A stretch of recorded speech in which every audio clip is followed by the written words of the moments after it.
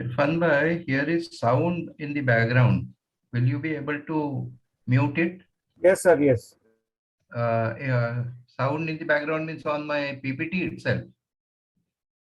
So how to this thing? Because every time I change the PPT, the sound will come. I have not, I am not able to do that. Okay, see like this. So this is little irritating. Sir, the PPT, there could be an option in the PPT to silence the sound. Okay, Yeah, in the options. uh, where that will be? Uh, okay.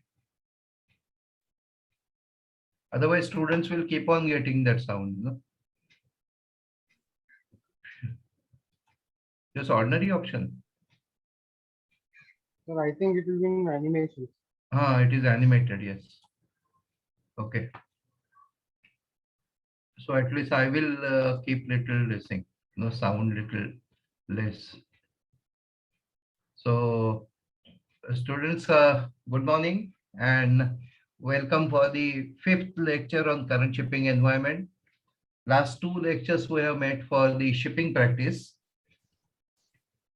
and those subject also now last lecture is balance on shipping practices, and current shipping environment we are going to have at maybe two lectures more. Okay. So this animated sound behind the each this slide change. So kindly bear with me. I'm not able to take it off. And in the morning when I was showing it, seeing it, I could not listen to that sound. Okay, but I'll have to do something. Okay, so kindly bear with me. It may be little irritating when I change the slide, but it may not be. It is only for this containerization slides. Okay, and those are also few slides only because they are picked up from the net. Okay, so last time, even in current shipping practices, we have seen some container handling equipments, cargo handling equipments, then these gantry cranes, then spreader, all those things we have seen in shipping practices. And if you remember, we have also seen a short film on general cargo handling and uh, as well as your containers handling. So that time you had a little bit idea that how these containers are handled, how they are loaded on ship, and how the cargo is moved like that. So those after seeing those movies, at least you are having some idea. So let us start with containerization. Okay, so basically containerization means, as you must have already appreciated the fact that general cargo handling is sending general cargo as it is. So suppose I have for export maybe paper, I have export electronic goods, I have to export frozen goods, I have to export medicines. So everything is transported with whatever packing material I have. Those packing materials I will make the boxes or maybe crates or wooden boxes or containers, small containers. And ships used to load variety of packages, variety of packings, variety of size, variety of weight, net weight, gross weight. And this cargo used to be handled several times. Okay, several times during the transit. So likewise, we will see now here. So see, like this cargo used to be collected, transported, like forklift. We have already seen forklift, use of forklift. This is a wooden box or wooden crate, and these are small cardboard boxes. These are also cardboard boxes, and quite tedious and time-taking work of collecting cargo. First of all, cargo has to be packed in factory.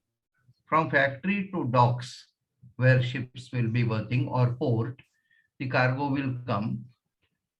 Then cargo will be discharged from whichever means of transport you have used. It may be railway. In India, all the major ports were connected with railway. That also we have seen.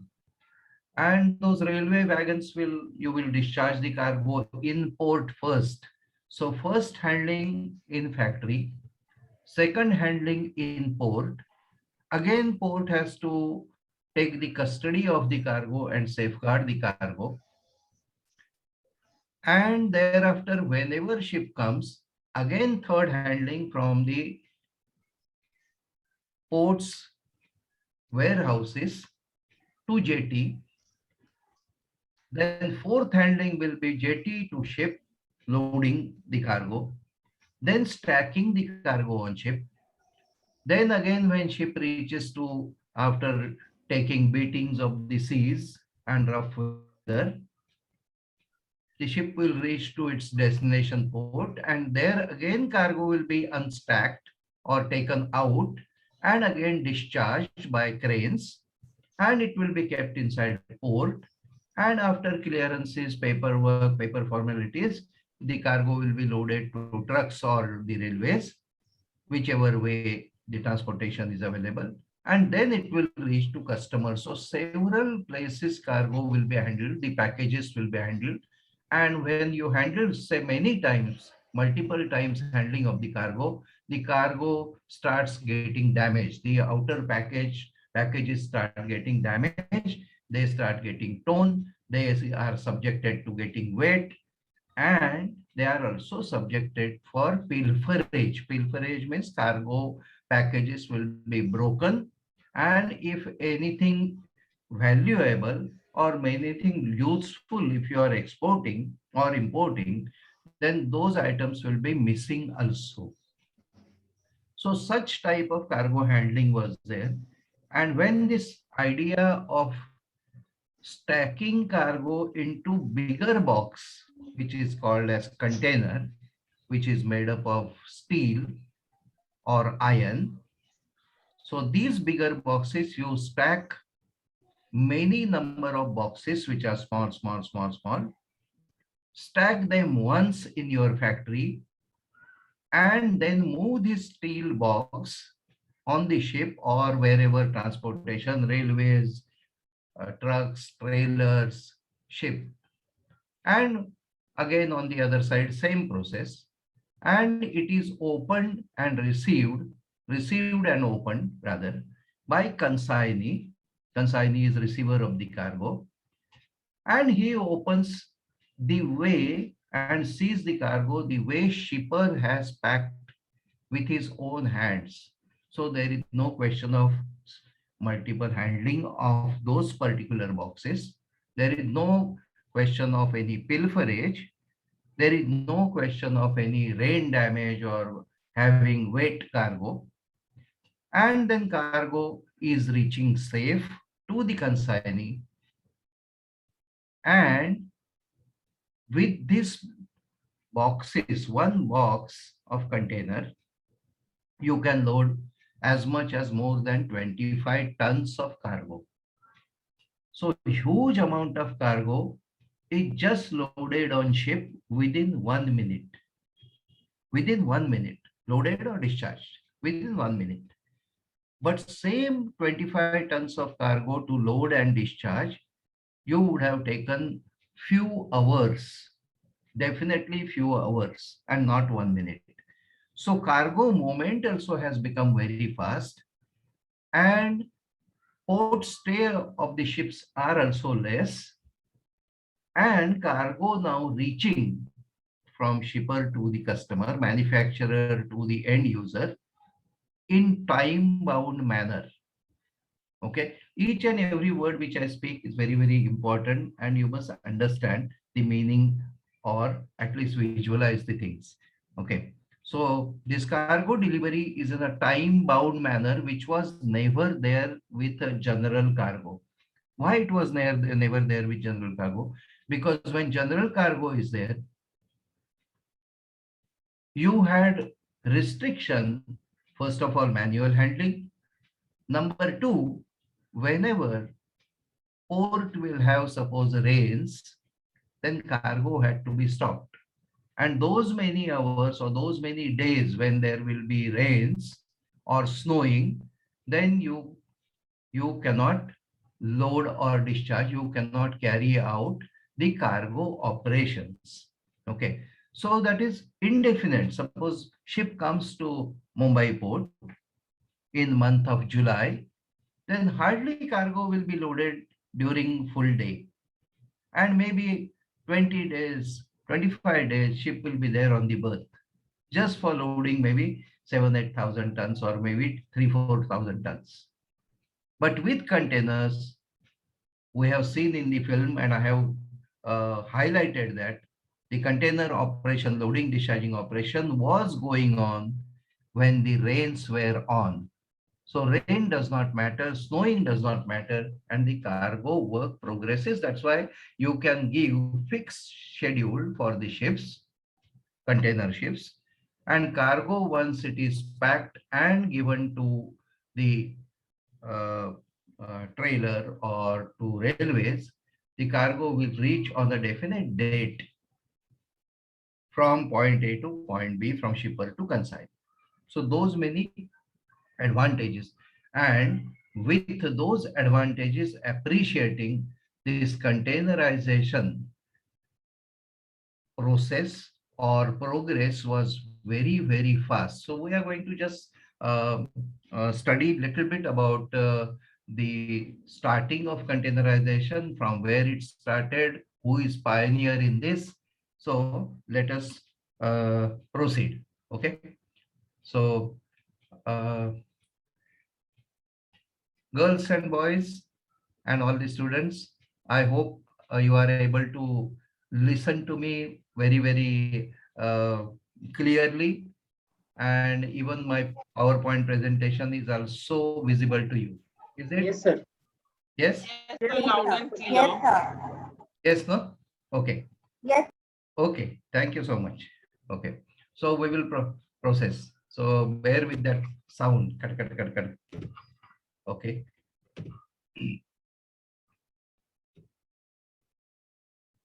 So who was the pioneer in this? See now, in 1937, that is nearing to nearly 80 years or so, in New Jersey, United States, a truck driver whose name was Malcolm McLean.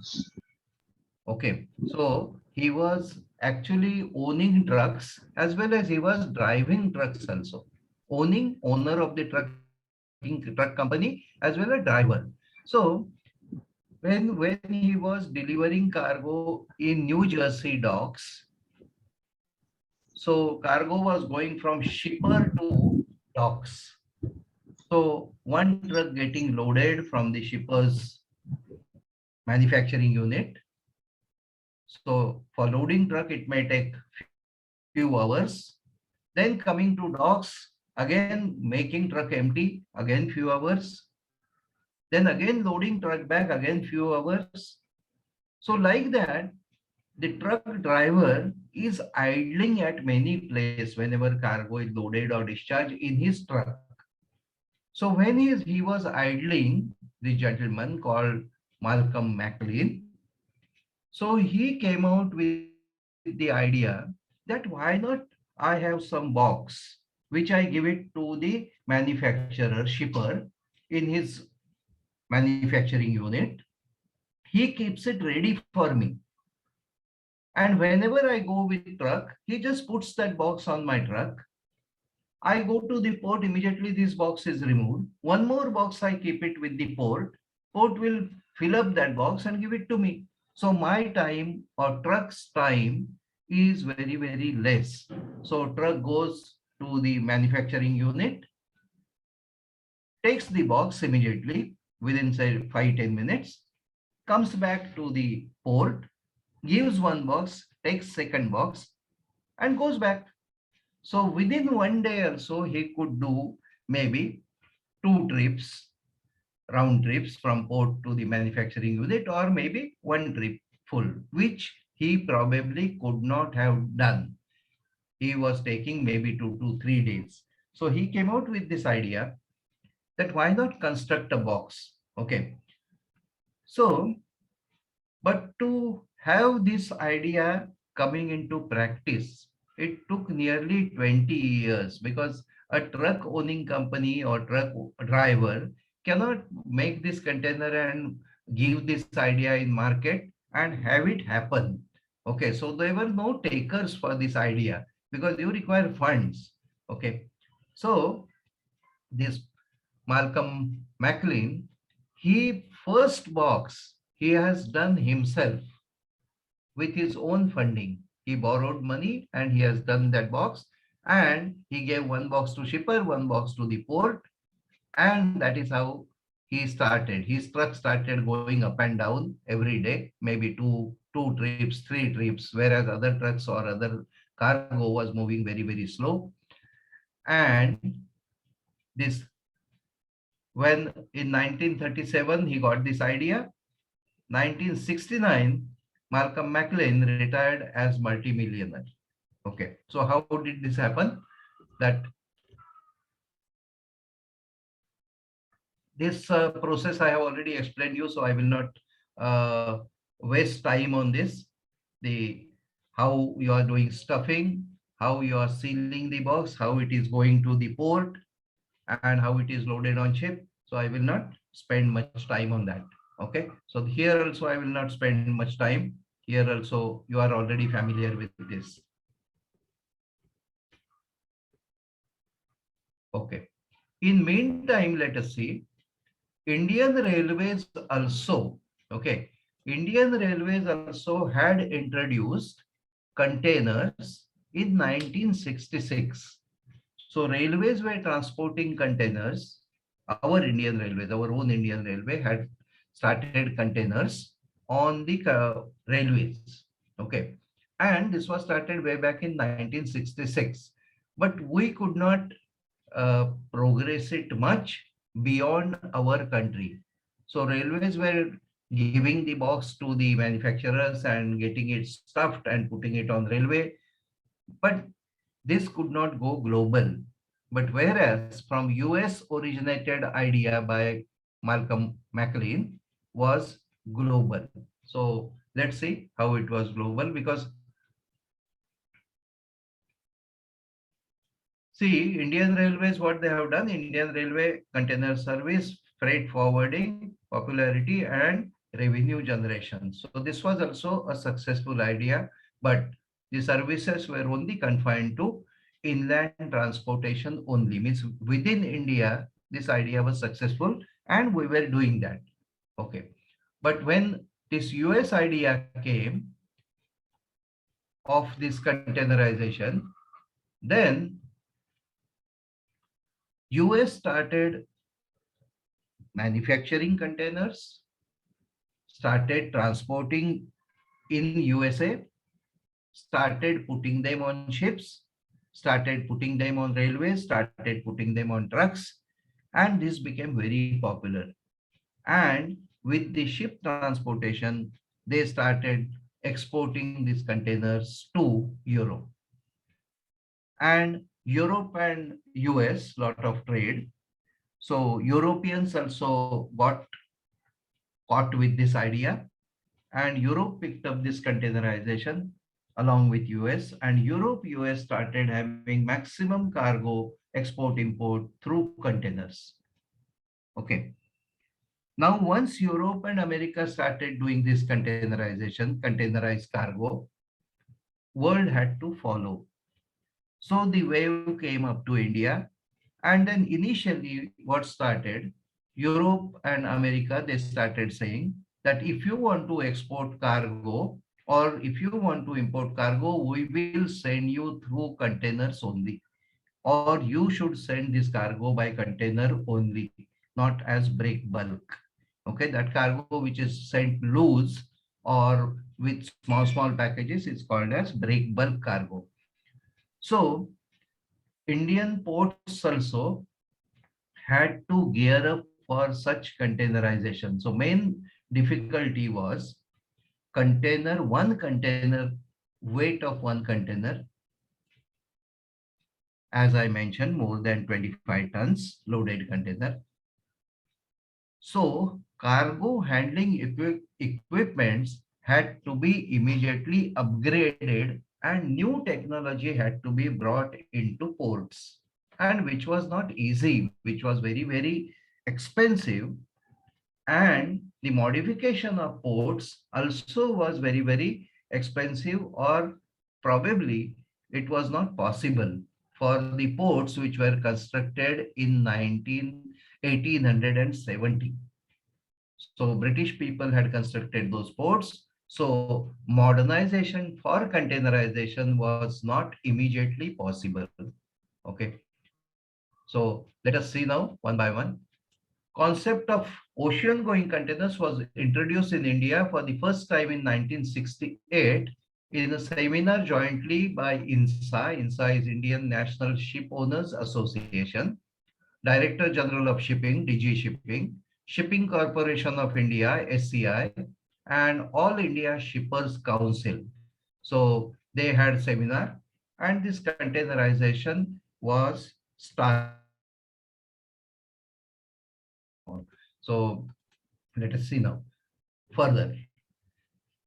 In early 1970, SCI acquired first semi-container ships. So Shipping Corporation of India was pioneer, being a government company.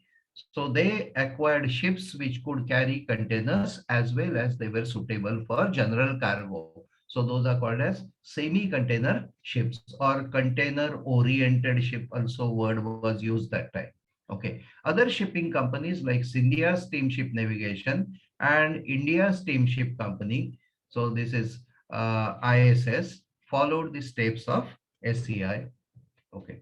In 1973, we are going back to 1973, American President Line, APL, began scheduling their cellular feeder container ships to Bombay and brought the necessary handling equipment with them. Action was repeated by European lines, and thereafter other countries started scheduling their ships to Indian ports. So first ships were started by APL, then European companies, also shipping companies, started putting their ships to India, which were fully containerized. That was way back in 1973. Okay. So let us see further development.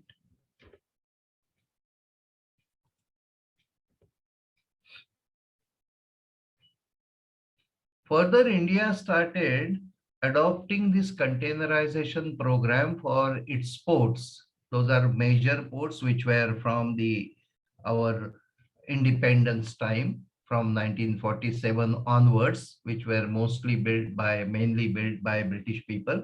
So in 78, they started converting these ports to containerized ports. So like Mumbai, Cochin, Chennai, Haldia, Calcutta commenced to equip themselves for handling containers.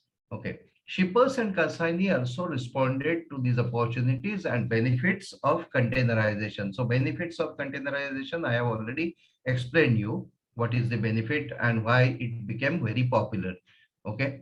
Despite heavy investments and numerous problems, a smooth flow of goods, Indians were forced into containerization to stay abreast with dominant trend in the world economy.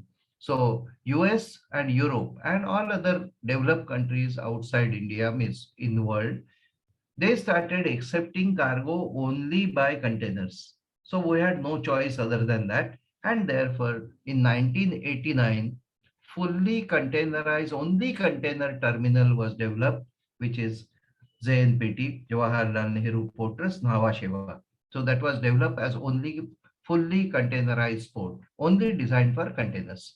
Okay. So this port was developed, and now, when we have studied about the ports, we have mentioned that JNPT handles more than 50% containerized cargo of Indian trade. More than 50% on the single port is carrying or taking these cargoes. Okay. container box is like this, just to have you an idea about container box. See, there are four pillars, this one, two, which are very strong point, 2, 3, and this is 4. And they're connected by beams, and those are also iron beams and very strong. Okay. All the sides are of steel, and the steel is watertight. Okay. All the sides, all six, 1, 2, 3, 4, 5, and 6. Six sides, all of them are steel. On one side of the container, there are doors. So there are two doors, one door and second door. So these doors can be opened and they can be closed and achieve water tightness. So no water will go inside. Such arrangement is there. So you can close these doors after loading the cargo. So here are the doors on this part of the container. The base of the container is also having steel beams. See here, this is steel beam, this is steel beam, this is steel beam down below, connecting from one side of the container to other side of the container. And above these beams, we are having a wooden structure. And why wooden structure? That we have seen in our shipping practices.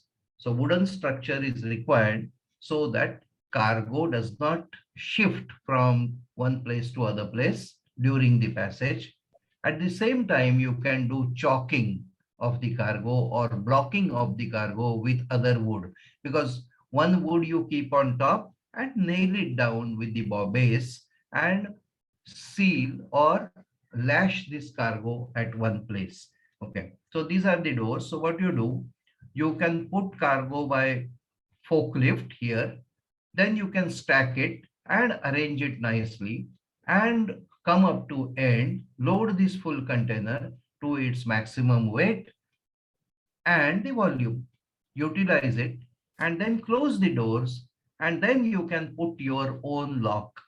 You can put lock, or you can put, now those are called as container seals. So you can seal this container. So who will seal this container? After custom clearance documentation at shipper's premises, shipper's manufacturing unit, you seal this container after custom inspection, and thereafter you hand it over to the truck trailer, or you hand it over to the railways, and railways will bring this container to the port, and from port it will go on ship, and then it will be discharged other side, and it will go straight to the end user, whoever is importing or the consignee.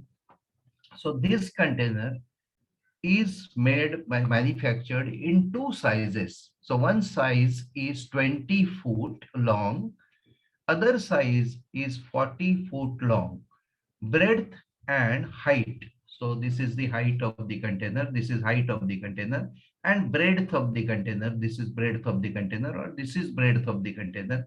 So breadth is 8 feet. All containers are having same breadth. Okay, but height, almost of the containers will have height 8 foot and 6 inches, that is 8.5 foot height. And sometimes you have high containers, over height containers. So those are maybe 9.5 feet container.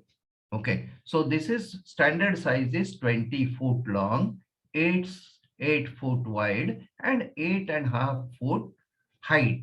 Okay, so this is standard size. Other standard size is 40 foot long, 8 foot wide. So this is the length. So length only differs. Length is one size available is 40 foot, other size available is 20 foot. So 20 foot containers are mainly used for the weight cargo, and 40 foot containers are mainly used for the volume cargo. So if you are having volumetric cargo, so you use 40 foot container, so that by volume you can utilize and load that container, whereas this 20 foot container is for the weight. And maximum weight this containers can carry, this 20 foot container can carry is about 28 tons. 40 foot containers can carry 33 tons. So if you move this one box, you have already loaded or discharged more than 25 tons of cargo. So it is quite a lot. And every minute, suppose you loading or discharging one box with one crane.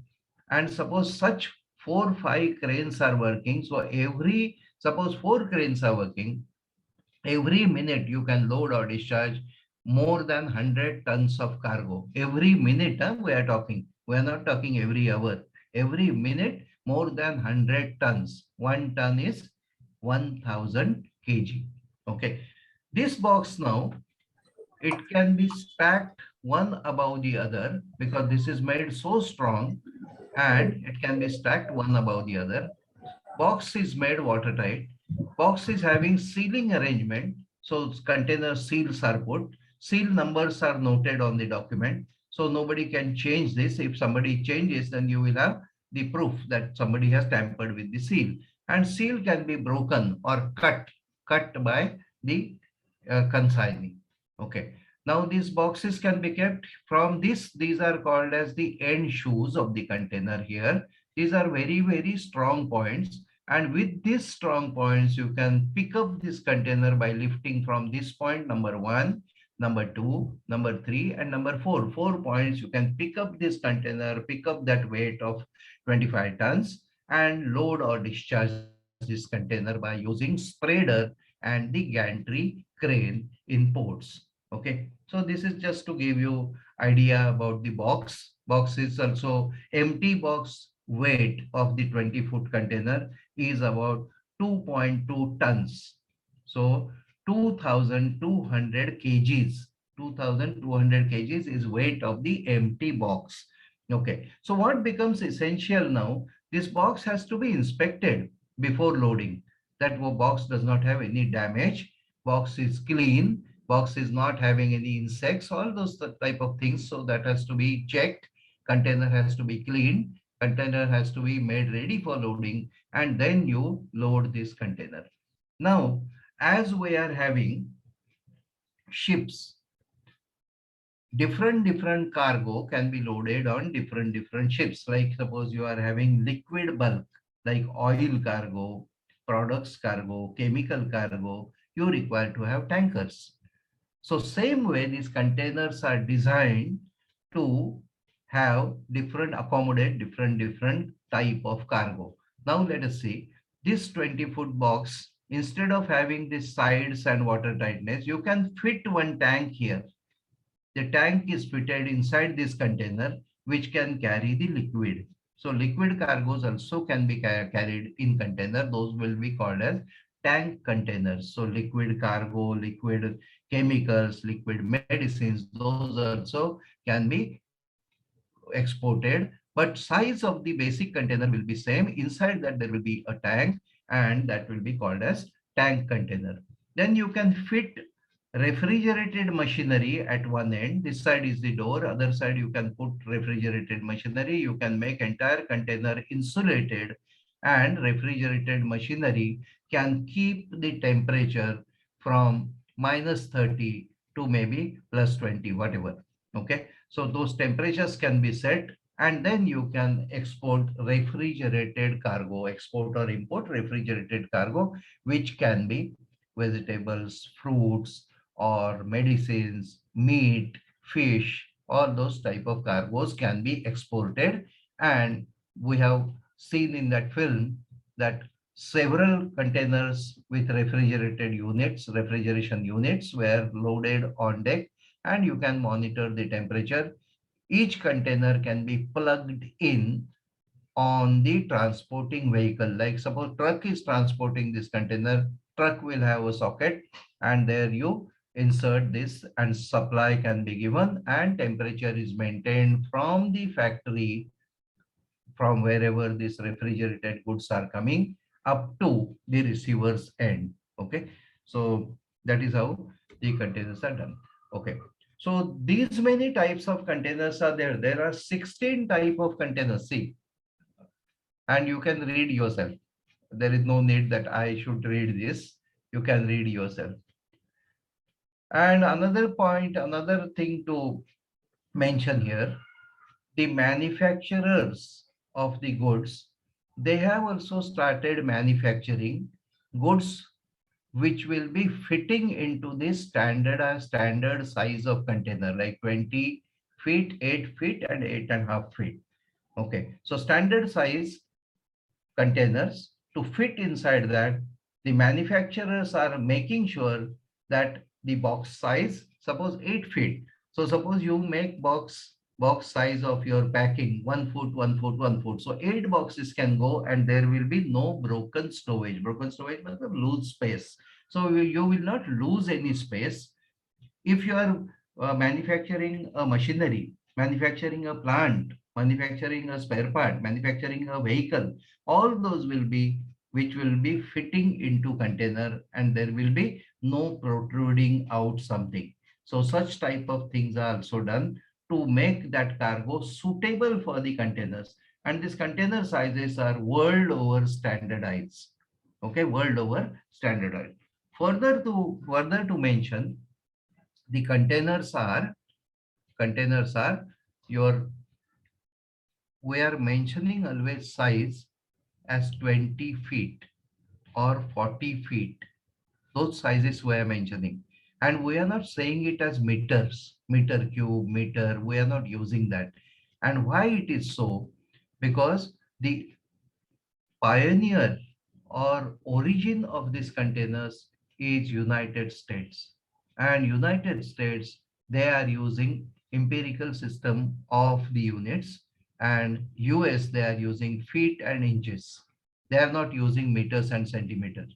Okay, so they are using feet and inches, and that is why this international field also all over containers are talked as 20 foot and 40 foot. The container box is called as TEU. TEU. So T capital, E capital, U capital, 20 feet equivalent, or FEU, 40 feet equivalent. That is how they are mentioned in the industry. Okay. And in normal course, the people say how many boxes you are loading. So those are now called as boxes. Okay. So how many boxes? So 400 boxes, 800 boxes movement. So like that. Okay. Any questions so far? We have covered this much. Any questions? Not. Sir, this prior this containerization, how this means low temperature cargoes move from one place to another. Ek minute, I could not listen because I kept that voice low. So let me just get out from this. Ek minute.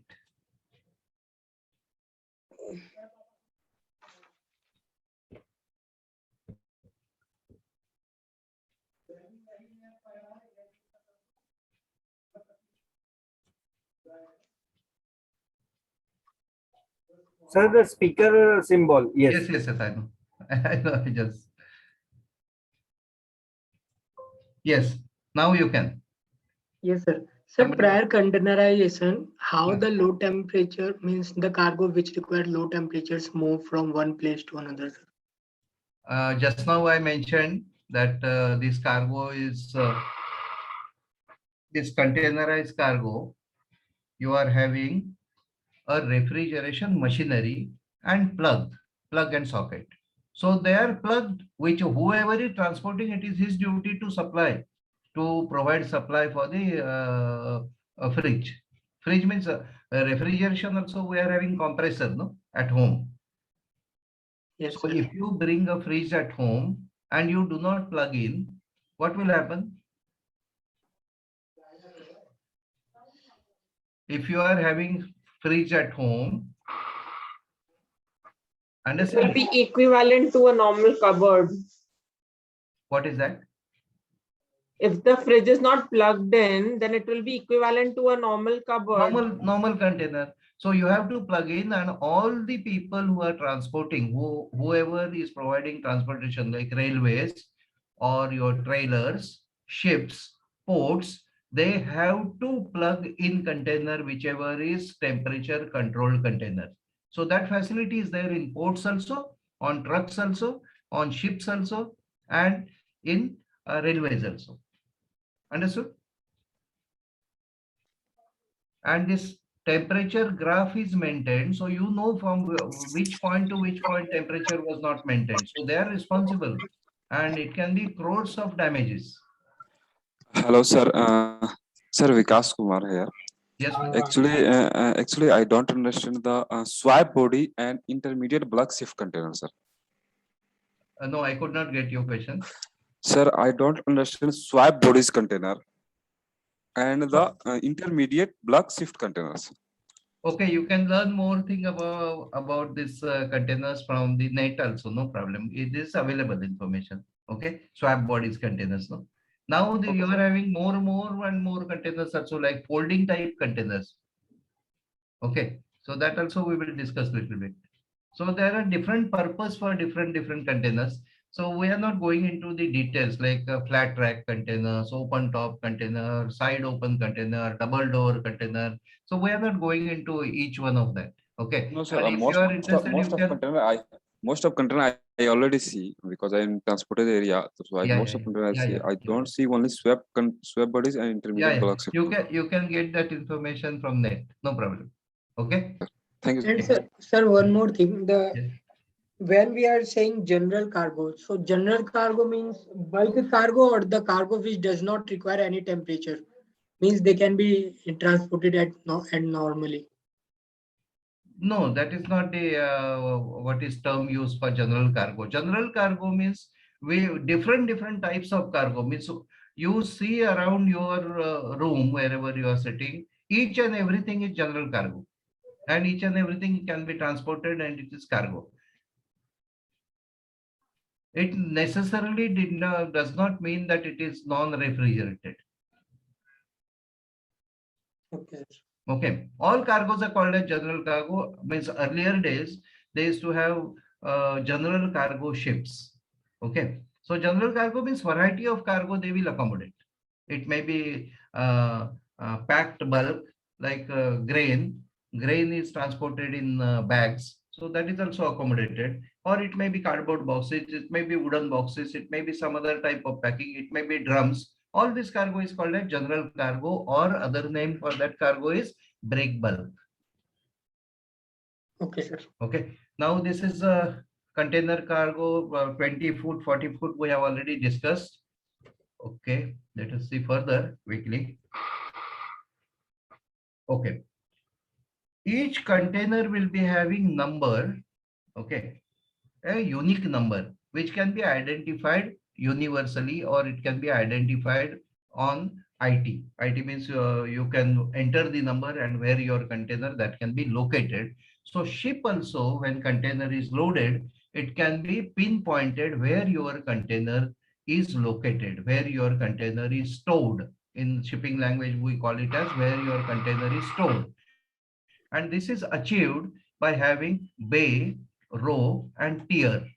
Okay, so bay, row, and tier, which is called as BRT system of stowage, BRT, bay, row, and tier.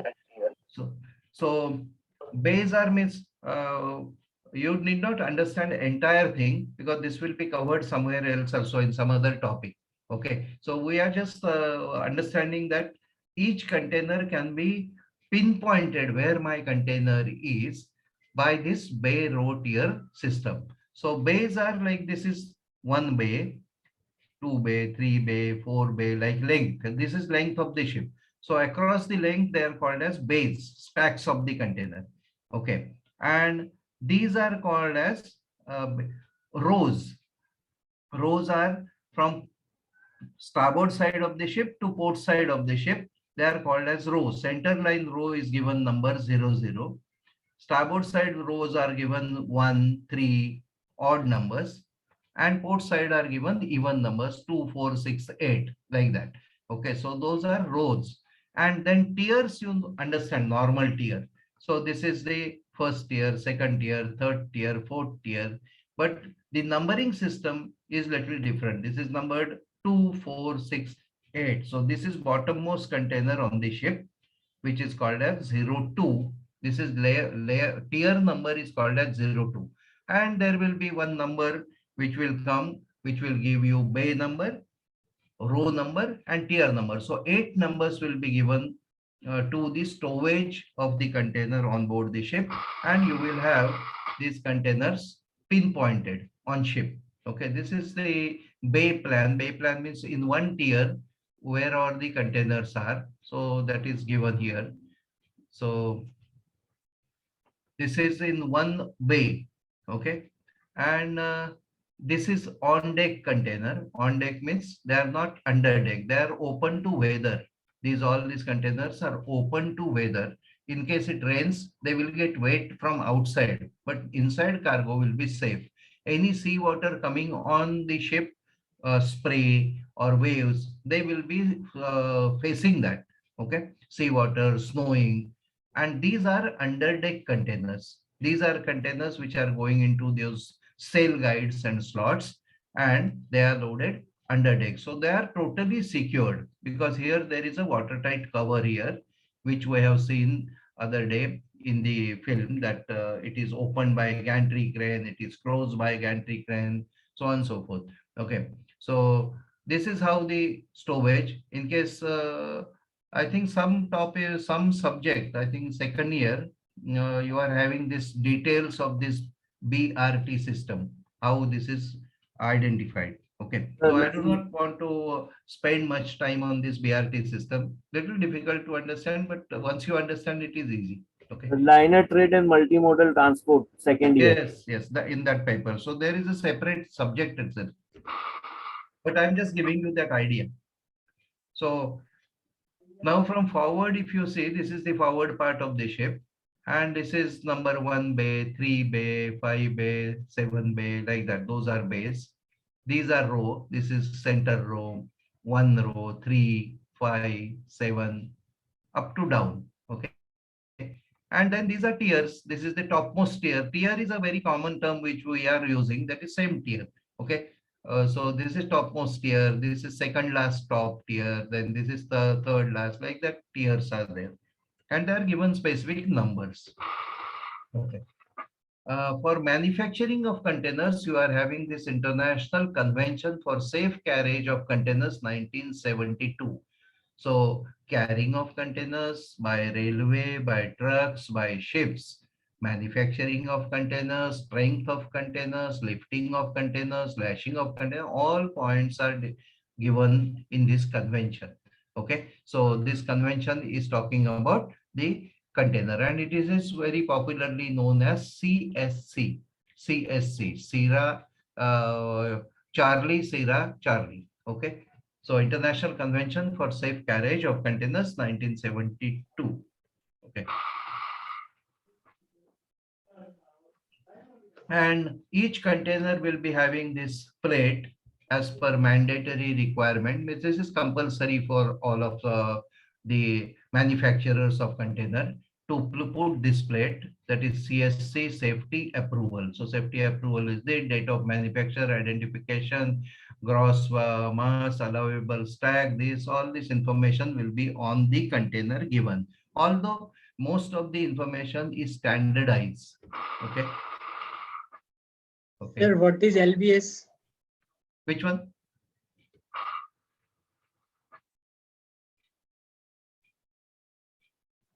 LBS. LBS, sir.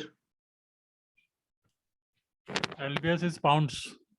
Okay. This one is pounds. Pounds, kg and pounds. So US is using, see, this is kg, no? Pound weight नहीं बोलते क्या? 2 pound है, 3 pound है. India, Yes, we sir, are yes, not sir, using understand, sir. pounds. India, we are not using, but US is still using pounds. Okay, so that's Sir, why I have these are- one more doubt. Yes. Like in bulk vessel, custom can see the draft survey reports to check how much cargo loaded and how much cargo discharged. Or they can physically visit the holds whether exact cargo is there or not. So, sir, during discharging of containers in India, so the custom opens each container, or what happens, sir? How they confirm whether the cargo which was loaded in load port is exactly same, or the declaration which is given is same? How they confirm, or how they inspect whether the things are correct in the containers? Practically, it is not possible, although it is required. But Yes, sir. practically, it is not possible. So randomly, they will open the container, and each container is scanned. Scanning is done of containers. So they are taking X-ray of containers, so they can make out what is inside. Just whether it is not Yes, sir, dangerous yes. items or something. And whenever they have doubt, they will detain that container, open, and opening container, unstacking 25 tons, again loading back 25 tons. It's a very tedious process. Okay, so to have fast movement of cargo, to have progress of the country, there are so many restrictions. So that is why many times illegal stuff is exported, imported through containers. Means you say I'm exporting something, item X, and you load item Y along with the item X, and Yes, sir. many times it must be going across. And that Yes, is sir. how you are even including your drugs, sandalwood, red sandalwood, anything can go through containers. And sometimes they get caught because in case some information is there, then that container is caught. Okay, prior information. But otherwise, it becomes very difficult. Yes, sir. Okay. Okay, safety approval plate. This is quite irritating, I understand, but I'm not able to help immediately now on this sound. Okay. Container code and container number. Okay, so this is container number given. The first alphabets are there: TOLU, TOLU, 473, 478, and this is a check digit for each container. This is a type of container, GB 2251. So let us just quickly see what it is. So this is the ISO standards for the container, ISO 6346. Okay, so ISO standards are also mentioning the container, how it should be manufactured, what material should be used, how much strength should be there. Okay, then the container numbers are, you can make out who is the owner of the container. So containers are owned by the companies, big companies, and they are given on lease. They are given on long-term lease, short-term lease. That also you will learn in that multimodal transport. Uh, Special subject is there in second year. Okay, so okay, serial number of the container, check digit of the container. I have just mentioned it here. So it is like this. This is the owner's code, CSQ, and U is category identifier. This is the number of the container. This is the check digit. Okay, and these are the this is Z, R, U, and Z. So this Z is given for trailers and chassis. So truck, trailers, and chassis there also, because when they are transported across the continents, who trailers. Okay, in India, trailers were not transporting on the ships and all, because we don't have many ro-ro vessels, or we are not transporting from one country to other country. But Europe or ro-ro ships are loading the containers along with the trailer. So trailer also must have number. So this number is given for the trailer with Z. Okay, this number will be with Z. So that is what it is. Okay, and this is country code, where the container origin is. Origin means who is the owner of the container, which country he belongs to. So country code, and this is type of container. So size code, and this is type code 4310. Okay. So okay. Tare weight of the container, I have already mentioned it to you. It is about 2.2 tons for 20-ton container. Okay. So let us see now what it is. This also you are going to study in great detail in other subject, but as this containerization is there, so I would like to mention here ICDs. So ICD is Inland Container Depot. So what happens when containers, see, manufacturing units are there, like suppose in North India, there are no ports close by. So you cannot transport container, or each and every manufacturer may not be having all the facilities. He may take container, he will stuff the container, and somewhere else the railway terminal will be there where railways will come and the container will be loaded on the railway. Now, when containers, some point has to be there where these containers will be collected, either loaded containers, empty containers, and before they are handed over to the shippers, and before they are handed over for next further transportation, or further their distribution of cargo. So such activities, you require some big storage space, and this storage space is called as ICD, Inland Container Depot. So what they do, this inland container depot, first of all, inland container depot's location is most important. Where you want to have inland container depot, and inland container depot is required to be where maximum amount of import-export cargo is generated, where there is a connectivity, road connectivity, as well as railway connectivity for fast transportation. Then you must have huge space which should be under security and surveillance. So security should be there. There should be a compound, and then there should be electricity, supply of electricity. Like we have seen, if refrigerated cargo comes and suppose ICD does not have supply, then from where they are going to maintain this temperature? So that means the cargo is going to be spoiled. So it has to be having uninterrupted supply for all these activities. Then there should be a repair facility inside the ICD. There should be custom facility inside the ICD. There should be sheds. There should be warehouses. There should be bonded warehouses. Bonded warehouses means import cargo should be kept separately if duty is not paid. Custom inspection has to be there. Then stacking has to be there. Container equipments have to be there, like those gantry cranes, mobile cranes, rubber tire gantry cranes, forklifts, all such type of things are required. Then weigh bridge is required, so that to weigh the containers. So many facilities are required at ICDs, and ICD is actually temporary storage, come repair, come maintenance, come transit point. So multi operations are done at ICDs. Okay. Now these ICDs are mostly owned by government. So government has, in India, government has selected spots, and they have to promote industry. They have made these ICDs. Okay. So many activities are required in ICDs. Now, another term which is used is CFS, container freight stations. Okay. Now CFS, this terminology is used. See, now we had old ports which were designed for general cargo. Again, I'm using that term, general cargo. Okay. So general cargo is all type of cargo which is break bulk. It is not unitized and container.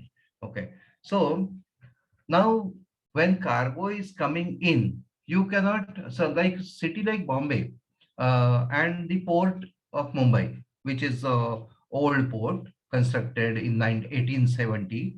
So from this port, suppose cargo has to move out, containerized cargo, 20-foot, 40-foot containers moving through the city, because now this Mumbai port is at the center of the city, heart of the city. So from where these containers are moving out, they cannot move out so easily.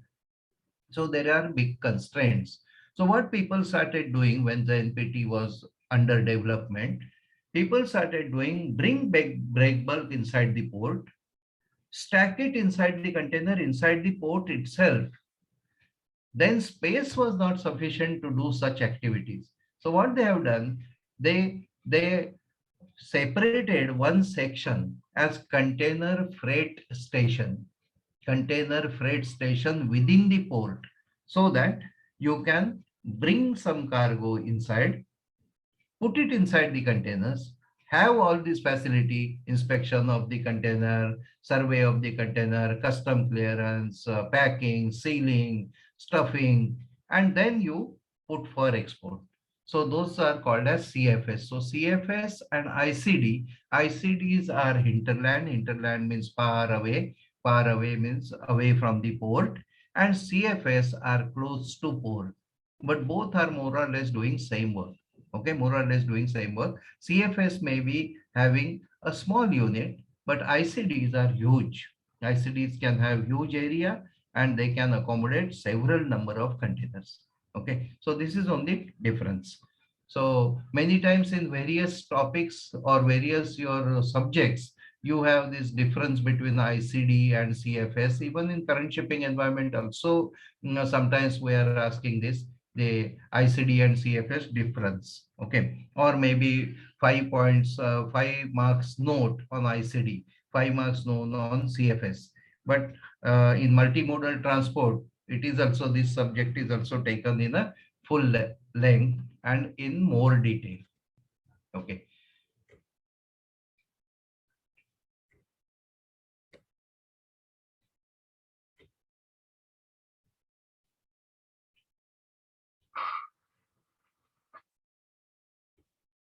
So as we have said, repair, maintenance of the containers, reworking of containers, custom clearance, physical distribution. So, okay, here to mention just quickly, I will mention something called as, suppose now, small shippers. Small shippers have cargo which may not be sufficient enough to make one container load full. Okay. One person may be having 5 tons cargo. Other exporter may be having 5 tons cargo. So he cannot hire one full container just for 5 tons cargo. And he cannot generate 20 tons cargo, 25 tons cargo in probably maybe in a year or so. He is very small time exporter. So what they do, they will bring this cargo into ICD and leave it there, hand it over to them, 5 tons cargo. Another party will bring some maybe 10 tons cargo. Another party will bring 5 tons cargo for same port. Okay, then all this cargo will be, suppose now from Mumbai to Rotterdam. So 4 exporters are having 5 tons cargo, which is now making 5 tons cargo, 20 tons cargo. It is sufficient to load one container. So what ICDs will do, they will stack the container or stuff the container with this 4 exporters cargo and put a seal. Now this container cannot go to a receiver because 4 parties cargo is there inside that. Okay, so this container will be de-stuffed in port in Europe, Rotterdam, or it will be taken to ICD, Inland Container Depot or Container Depot, and de-stuffed, and those cargo will be distributed. So such part load containers are called as ICL. Okay, FCL is full load container, and LCL is less load, less container load, LCL. So when many shippers are there or many consignees are there, then this term is used as LCL. Okay, and when one shipper is making full container, it will be called as FCL. So FCL, LCL. Okay. There are more than 300 ICDs in India as of today, and every year number of ICDs are increasing, because as much business is increasing, export import activities are increasing, more and more ICDs are required, and government is doing setup, or even private parties are also setting up ICDs.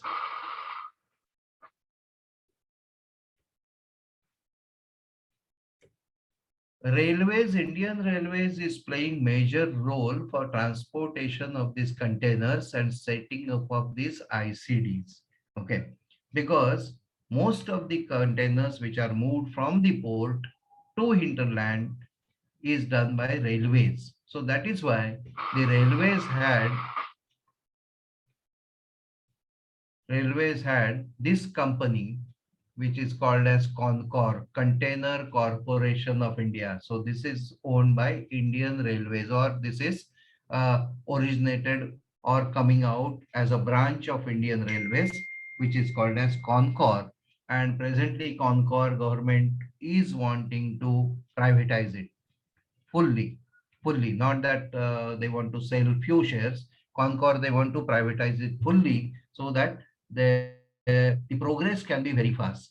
Okay, so Container Corporation of India. So let us see Container Corporation of India further information on that. This also topic comes for your five marks note, or maybe as a part of 20 marks. Okay, this Concor was established or incorporated from Indian Railways in March 1988. Okay, prime objective of developing modern multi-modal transport and logistic infrastructure for supporting international trade. Okay, at present, it has 41 EXIM terminals, railroad linked ICDs, portside container terminals, with another 13 in pipeline. So this is also progressing very well, but progress might be little less now because of privatization, because government wants to sell it off fully, like Air India was handed over. Of course, this is not making losses. This Concor is not making losses, but as much it should have developed, that much is not able to develop by government. That's why they want to give it to open. Okay, Concor provides linkage between ports and hinterland. Ports and hinterland means ports and inner part of the country or northern part of the country where ports are not close by. One of the major thrust in improving the quality of services in area EXIM business has come with introduction of state-of-run rolling stock by Concor for running long lead export import special trains to and from gateway ports. So as we had seen in our major ports, all ports are connected by railways. Even this Concor is also operating special trains only transporting containers. And in 2021, many of you probably must have seen a double tier containers transporting train. And after inauguration, I think after a few days or after few months, that train also had met with a small accident. So train was inaugurated from one ICD to other ICD, which was carrying double tier containers. So that was latest thing in of the development of this container carriage in India. Okay. CFS operator Concor provides number of value-added service. So same services what ICDs are offering, same services the Concor is also offering to its customers. Concor is scheduling all the container trains. Their schedules are declared. So JNPT to northern part of India, trains are transporting containers, and likewise other ports also which are handling containers. So from there also Concor is scheduling the trains. And now government also has introduced private container train operators, okay, CTOs. So container train operators. So those also, that sector is also open to private. So many private parties have also started operating their trains, but it is little complicated affair because trains are owned by railways. The railway tracks are owned by railways, and scheduling is done by private party. So maintenance of the railways, the signals for the train, and when they will reach. So all such topics are many times they are in dispute, because railway track who will maintain and how to share that expenses, or one train of private party train goes from the railway track, how much they will pay share for the maintenance. So on and so forth. Okay, but still private parties are in for transportation of containers through that. Okay, so 2006 private public were allowed to operate container trains. So it is already about 15 years the private parties are operating trains. And the monopoly of Concor Okay. Party, and now government wants to hand over entire the transportation of containers and ICDs to private parties. So that from 2006, more than 15 licenses to private parties were given to operate these trains, and such operators are operating from JNPT, Mundra, Chennai, Ennore, Vizag, Kochi, Kandla, Mangalore. Means almost all around the coast, private operators are also operating the trains. And these are some to take the few names like Gateway, Adani, Freight Star, Reliance, Transrail, Sequel, CWC, Concor, Box Trans. These are the few names in that field. Okay, so students who are there associated with container transportation, they must be familiar with such names of the private people. Okay. So Concor is one railway wing we have seen for transportation of containers. Another for not only containers but for break bulk container, break bulk cargo also. There is another agency of government which is called as Central Warehousing Corporation, which is called as CWC. So when Central Warehousing Corporation, first of all, what it is first of all corporation which is owned by government. They are having several godowns all over the country, and these godowns will be storing the cargo by charging some amount of uh, charges to the cargo owners. So cargo owners will have to pay the charges and store your cargo. So this is a facility provided by Central Warehousing Corporation, and uh, actually this was for mainly for the grain cargo, like government purchases grains from farmer, and where to put them? Somebody has to put them, somebody has to store them, not for export. It may be for PDS, public distribution system. It may be for that. It may be for export. It may be for imported grain. So this was mainly started for grain, and it is now utilized by several other commodities also. Okay, so let us study for this study of this container Central Warehousing Corporation. Okay, this is a premier warehousing agency in India established in 1957.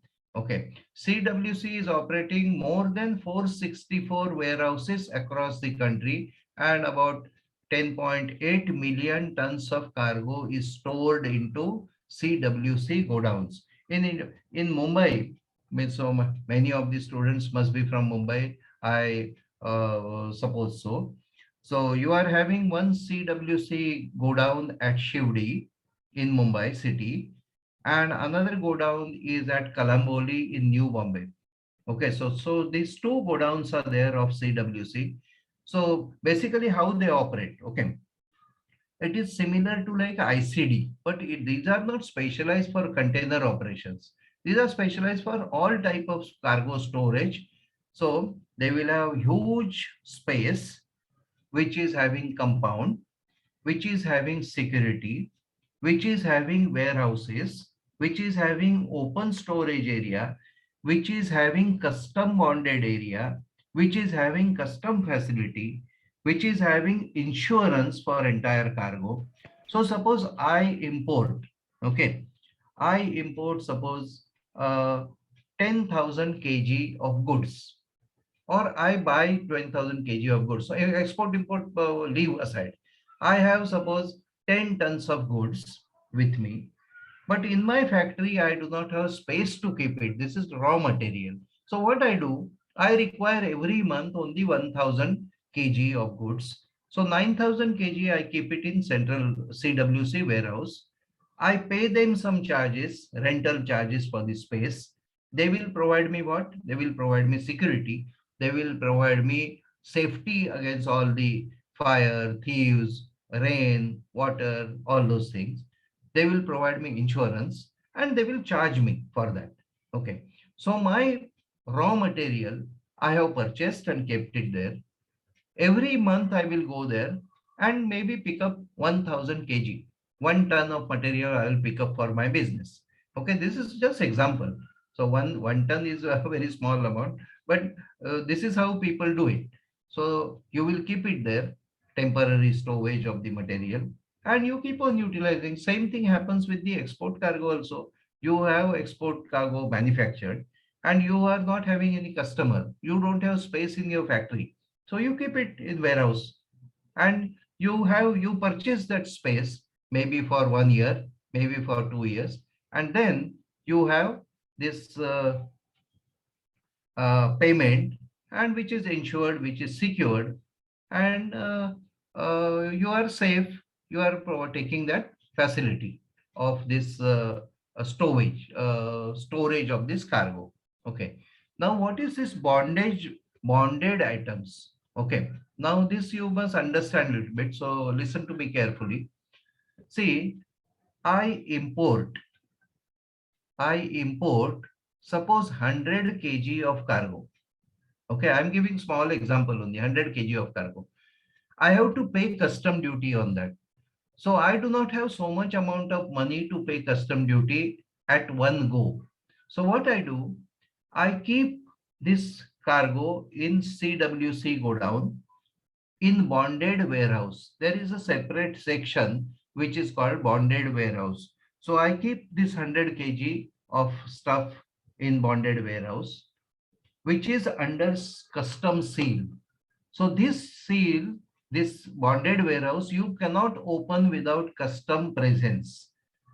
So suppose I want out of this 100 kg, 20 kg item out. So I pay duty for only 20 kg.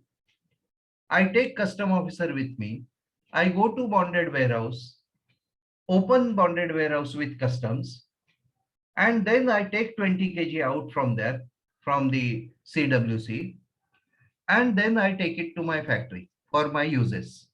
But 80 kg, I have not paid duty. So it is remaining under bonded warehouse because I have not paid duty. So next month I again require suppose 40 kg. I pay duty that much, and then I pick up that goods, and my remaining items remain as bonded warehouse. Okay. So this is the bonded warehouse meaning of the bonded warehouse. So such facilities are provided by this CWC. Okay. Further, as we have seen, as we have stated, that the CWC godowns are basically were meant for storage of grains. Grains means rice, wheat, maize. Okay. So when you are handling grains, so grains will have a lot of insects with it. Insects, or maybe weevils, or small insects will be getting into that grain. So you must have specialization into spraying insecticide, or maybe fumigation, and that is why CWC also expert on fumigation or spraying insecticide. So even domestic things are also done by those people. Okay, domestic fumigation is also done by this CWC. So when they are doing their warehouses and taking care of such large amount of grains, so even this insecticide spraying at home or fumigations for home is also done by CWC. So they are specialized agency for that also. Okay. So that is about CWC. Now similar lines as Central Warehousing Corporation, the state governments also are having warehouses and godowns. Like this is given example here. Maharashtra State Warehousing Corporation, MSWC, like same like Central Warehousing Corporation. This is Maharashtra State Warehousing Corporation. Punjab State Warehousing Corporation, PSWC. So these are operated and owned by the state governments. Okay. So that is how it is. Okay. So containerization still we are not fully geared up for entire this thing, or it is not moving at that pace. Okay, or progress is not as much as it should be. So that is the reason government wants to privatize this Concor, because still we are lacking for infrastructure like road infrastructure, railway infrastructure, ICDs, fast movement of cargo. So such things we are still lacking, and this such lacking is mainly because of funds also, and overall development in the country, overall development or overall ability of country to handle big projects.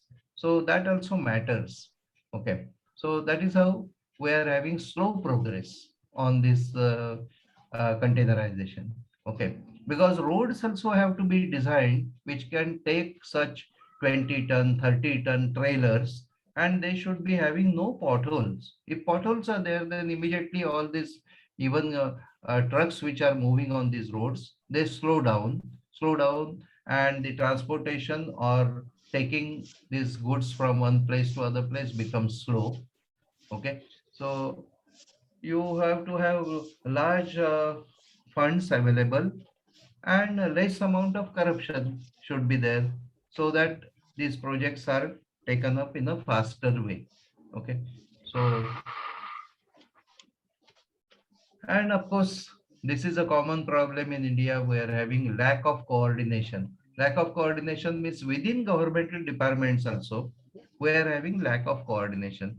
Like you make a road, and thereafter next day some other agency comes which is of government only. They dig that road and make something, or maybe some pipeline, maybe some wiring, maybe some down below whatever structure is there, they want to do something, or laying some fiber optic cable, and then that is not repaired at all, or maybe drainage. So such type of things are happening. And then or suppose you want to construct a road or widen the road, then acquisition of land, then legal hustles in that, then state government, center government, different parties, different people, different leaders, and different political party making all this as a ground for making money. So these type of things are there. So still very good amount of development is done in India for containerization. Now at least anywhere you go on road, you will find trucks moving with containers. So that each one of you must have seen containers on the road. Okay, so I think we are just coming to an end of this containerized topic. This is a picture I have put. This was now this was world news. Ever given ship which blocked the Suez Canal, and huge sizes of the ship. And in case of accident, then the entire world suffers with the trade, uh, either totally stop or slow down or delayed. So this was the file photo of the evergreen ship which blocked by running aground on the Suez Canal. And this was also one of the. This is also one of the largest ship, MSC Gulshan. Capacity already ships are there in market which can carry 27,000 containers. And when we talk about containers, means it is 20 foot, 8 foot by 8 foot. Okay, so 20 feet, 8 feet by 8 feet. So that is the size of container, and those are called as boxes. So more than 27,000 boxes one ship can carry. Such ships are there already in service, and they are transporting containers over the world. So this is most popular trade, or trade for transportation of the goods, most popular. And because of this existence of these ships, the general cargo ships are very less in number. Whenever you want to transport very huge uh, size cargo, odd size cargo, for very heavy plant, then only such ships are there which are carrying heavy lift cargos. So those are called as heavy lift ships, heavy lift ships which are carrying. Otherwise, all the cargo is carried in containers itself. Okay. This is another ship. These are where I have just put for you to appreciate how these boxes are carried, and how here to mention you are having feeder ships and mainline ships. So these large ships are running between main ports. Main ports means which are big facilities and big depth of water. And such ships cannot come to our any port of India, because we are not having such a deep draft ship, deep draft ports, deep depth water available in the ports, and even facility is also not sufficient, or it is not developed so much. Okay, so such ships are operating from Singapore, Colombo, Rotterdam, Hong Kong, and China. There are many ports, as I have mentioned that more than 6, 7 ports of top 10 ports of the world, the 5, 6 ports are of China itself, who are top 10 uh, ports in world. Okay. So then you are having this type of accidents on the ground ships. Okay. So with this, we are ending this topic on containerization, how it developed, and we have seen two organizations, which is Concor and CWC. Concor is Container Corporation of India. CWC is Central Warehousing Corporation, which are organizations, Indian organizations, which are associated with cargo and containers. Okay. So thank you so much. And we will meet again at 11:45. Okay, 11:45 to discuss another topic, which is technological developments in shipping. That is one topic of today. And second topic, that is a very small topic, technological development. Basically, you can read yourself also, but I will just mention and explain to you. And another topic we will discuss is shipping management or ship management concept. Okay, so those two topics we will discuss today. So any question is there? 1, 2 questions I can take now. So any question is there, you can throw at me. In bulk vessel like coal or other cargo, Yes, we have only one cargo and we can file IGM very easy.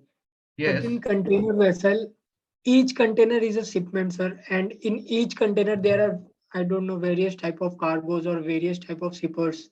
yes, So, so means one vessel there may be thousand of agents who yes, will be correct. there.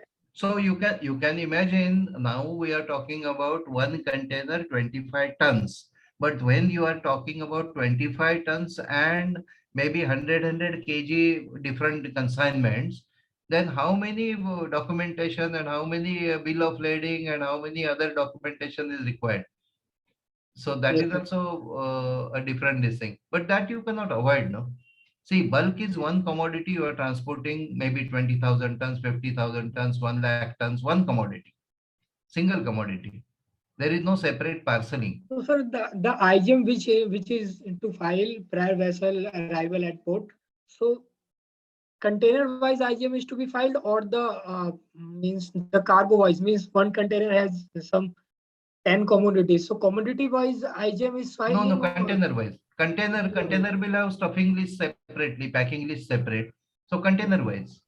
This means container one is having container is this thing. having one BL. Yes, yes, yes. So the one container having containing said to contain so and so items, like that. No, sir. My question is Yes. that whether if there is one container and having 10 commodity, so the BL which is All those commodities will be mentioned. in one BL. Yes, yes, yes. Okay, sir. Because basically you are filing BL for container only. Okay. Because see what happens, you are saying it is said to contain, said to contain. I have not seen, and nobody has in port also. Probably nobody has seen.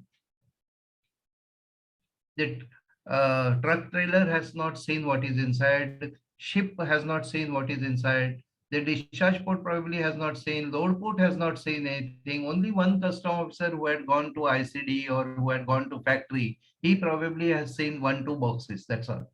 So, sir, for container ship, the cargo is container itself. What is that? Sir, for container vessels, we can say that the container is the cargo. Container is cargo, yes. Yes. Container is cargo. And the Yes, sir, yes. what it contains is declared like that. Yes, sir. Okay. Yes, sir. Okay. So see you at 11:45 sharp. Okay. Welcome back, boys and girls and students, all the students. Okay. And after seeing containerization, who was pioneer for containerization, how India developed containerization, one more point to mention to you. Are you there, students, with me? Are you able to listen to me? Are you able to see the PPT? Yes, sir. Yes, Yes, sir. yes, sir. Okay. Okay. Thank you so much. Okay. One more point to mention. Nowadays, there is a question which is asked for 5 marks. Effect of COVID-19 on shipping. Okay. So this question can come in different forms also. Like one is effect of COVID-19 on shipping, or effect of this even Musk given or blockage of Suez Canal. Another point to mention about containers, because if maximum trade is containerized and maximum amount of cargo is moving through containers. So I will give you one simple example. Suppose now one exporter is sending the goods, okay, and if container is packed in his factory and it is going to the consignee takes, and consignee, suppose it's a mall. Now what we are having in India, also we are having mall. So suppose my cargo is coming in container. So what I do, I take this container straight into the mall. I have already instructed the manufacturer to pack and put labels on the goods as I want, and there is no need of any checking further. I straight away bring the container into the mall, open the seal of the container, open the doors, and straight these goods are going on the shelf. So these goods are exported in such a way they are 100% ready for sale. Okay, with barcode, price, manufacturing details, whatever information is required is already printed over it and it is ready for sale. So it is going to straight away to the mall shelf. So when such arrangement is there and when time-bound cargo is exported, suppose now from India cargo is starting and suppose cargo is reaching to the European market after say 12 days, 15 days, 17 days, exact date is given when ship is going to discharge the cargo with this containerization. So people are also used to that. So why people will order 3 days, 4 days in advance, 5 days in advance? They will order just before, okay, just when I want the cargo to replace on the shelf. And because of this pandemics, the ships got delayed. The crew could not be changed from the ships. Many places or many ports in the world or many countries in the world, they did not wanted to have mariners coming to them and sign them off or join them. There were so many restrictions from one country to other country on travel. So shipping, the sailors affected. The people working on ship, they got stuck on ship. Or sometimes even the countries said, like China like country, so they had put China like country had put ban on Indian crew. They said ships with Indian crew, we will not allow them to berth inside. So such type of blockages which were relevant or which were irrelevant, also politically motivated. So with this and pandemic and fueled by this ever given grounding in Suez, it was just for just about a week time, but that also affected the entire supply chain of this containerized cargo. And in US, especially in Europe also, but US is the biggest sufferer. The containers ships are lined up for berthing for number of days, which probably they had not seen earlier. There is very acute shortage of cargo in market. That is why prices are going up because of shortage. The things are not coming in market in time because US is dependent on China for maximum cargo imports. So the cargo is not available. Cargo is expensive, means things are expensive in country, and US and Europe, they are facing this problem like anything. Even India also, we are facing this problem of not having empty containers to load the cargo. Because if ships are getting delayed everywhere, the empty boxes are not available. So from where you can generate empty boxes? So it is not possible to generate overnight, and the entire trade, world trade of containerized cargo suffered. So this point I wanted to mention it to you, so uh, you can have your answer better when you are going to write this answer. In case this question comes of effect of COVID-19 on trade. Okay. So this is on next topic which we want to discuss, which is small topic, not very big topic. Lesson number 12, technological developments in shipping. Okay, so let us see technological developments. So most of the, see now, this is all things are familiar to you, only this is a revision. Initially, all the trade used to go and ships used to sail by sailboats, sailing. So sailing ships. Sailing ships, after further development, ships started moving and they became steam ships. By burning coal, they used to generate steam and they were fitted with steam engines. The steam engines got converted after exploration of oil, discovery of oil and diesel, then diesel engines. So source of power from coal, it shifted to diesel, then diesel engines. So first sailing ships were totally dependent on nature. So movement used to be slow and it was dependent on nature or weather. Okay. Now the steamships were slightly better. They were having better power and they could move faster. Diesel ships were still better, could move more faster. Now diesel becoming expensive and diesel is making a lot of pollution in the air, and that is why we want to have clean fuel, less sulfur in fuel. So now even on road also you will find LNG, the LPG. These are, we are calling it as clean fuel because it is giving less exhaust gases. So ships also are, few ships are having, this is also going on, LNG, liquefied natural gases, using as fuel, as a clean fuel and cheaper fuel. Okay.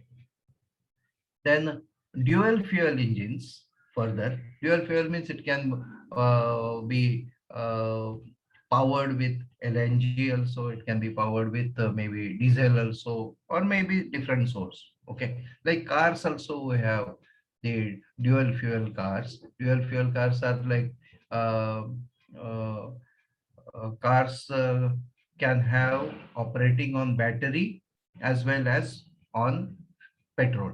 So both things are available. When car is on a lower speed, then it is operating only on battery.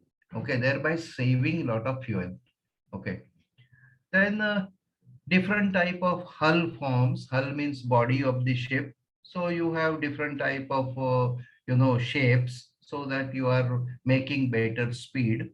Then you are having different type of paints which will not allow any sea creatures to cling on to the ship side and make ship side rough. So such type of also development had taken place. And one such hull form is your bulbous bow. Bulbous bow of the ship is also developed for getting big efficiency, big efficiency on your speed.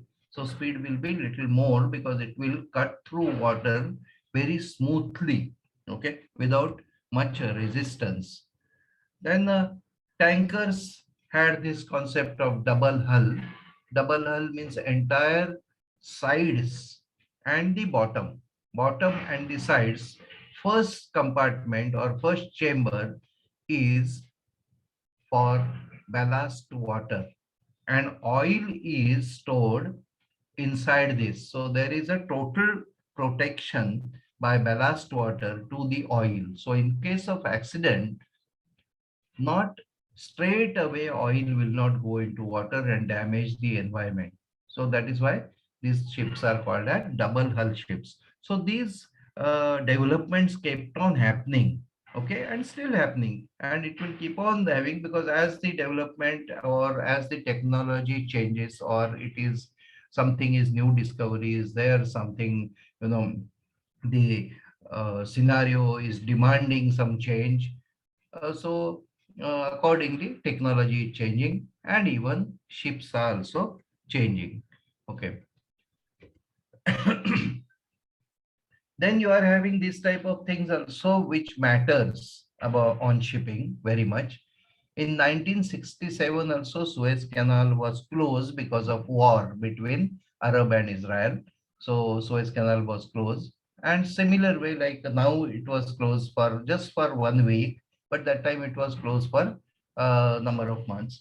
And that time what happened, when suddenly Suez Canal is closed, ships had to be diverted from south of Africa. Okay, so and ships are going from south of Africa, and the passage time is doubled. So whatever ships at that time were available became short. Short means market, there were no ships available, because one ship probably it would have made one voyage from Europe to Asia in suppose 2 months. So that ship is going to take now 4 months. So there is a shortage of ships. So such type of effects are making big difference in shipping. Okay. So then development of various size of the cargo, or various different types of the cargo, and size of the ships. So for different types of cargo, different types of ships were developed. Like gases to carry, LPG, LNG ships developed. Cars to carry, car carriers developed. Containers, container ships developed. Crude oil, large ships developed. Product tankers, yes, product to carry. Chemicals, chemical tankers developed. So on and so forth. So different requirement is there, different new things are coming up. So that is the development. And in crude carrier, if you carry large amount of cargo, not for crude carrier only, any cargo you carry large amount of cargo, the transportation cost per unit, it may be per unit per kg, or it may be per unit of cargo, it reduces if you carry more amount of cargo. Okay, maximum amount of cargo. So that's why size of the ships also increase. And now this ULCC is carrying 5,65,000 tons of cargo, that is crude oil cargo. Biggest container ship, okay, I have to make here that picture what we have seen. MSC Gulshan, she can carry 23,700, but already ships are in market with 27,000 TEU carrying ships. Okay, so that is there. Then VLOC. So these are 402,000 metric tons of cargo. Okay, so those ships are there, very large ore carrier. Then this is LNG tanker. So LNG tanker 266,000 meter cube of liquefied natural gas. Liquefied natural means this LNG ships are also liquid bulk cargo ships. Liquid means this gas is carried not in gas state.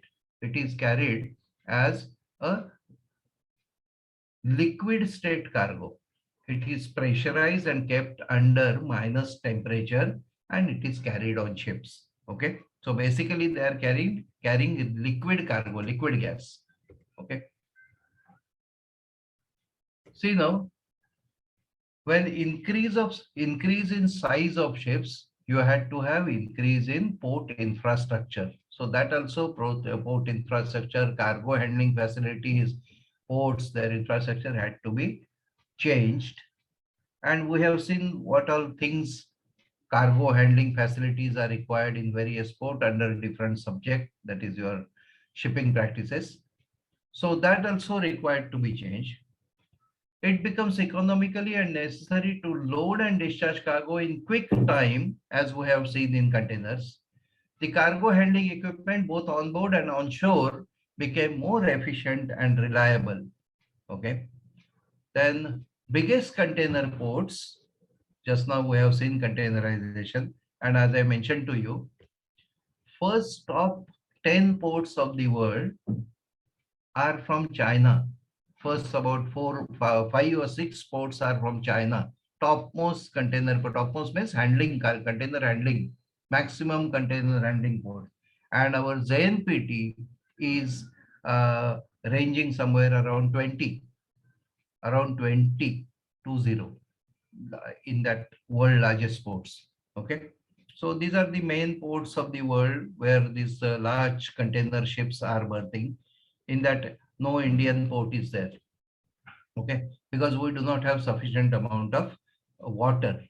Even your Sri Lanka, your Colombo is handling many more containers than our ZNPT. Okay. So containers we have seen 20 foot, 40 foot, and biggest container ship 27,000 containers. So do not go with this. This 23,000 figure is already outdated, and it is already 27,000 containers. Okay. Shanghai handling 42 million TEUs annually. 7 Chinese ports are in top 10. And ZNPT is handling, I told you about 20, but it is not 20. Now latest information is 29th. 29th ranking ZNPT handles 5 million TEUs. So where your Shanghai is handling 42 million TEUs, and the ZNPT is handling how many? 5 million TEUs. So how many times more port? 1 million is how many? How much number? 1 million? Maybe sir 9 times. Yes. 10 times, sir. Yes. Okay. Not 10 times, 9 times, 8 times. But 1 million is 10 lakh. 10 lakh units is 1 million. So this ZNPT is handling more than 50% trade of India, containerized trade of India. And Shanghai itself is handling 8 times more cargo than ZNPT. So you can imagine where the trade of China and where is export trade of India. You can just see yourself. Yes, appreciating, no? Yes or no? Yes, sir. But Yes. it is also a big country, sir. Yes, it is big country, but not only that, they are having 7 ports in top 10 Yes, sir.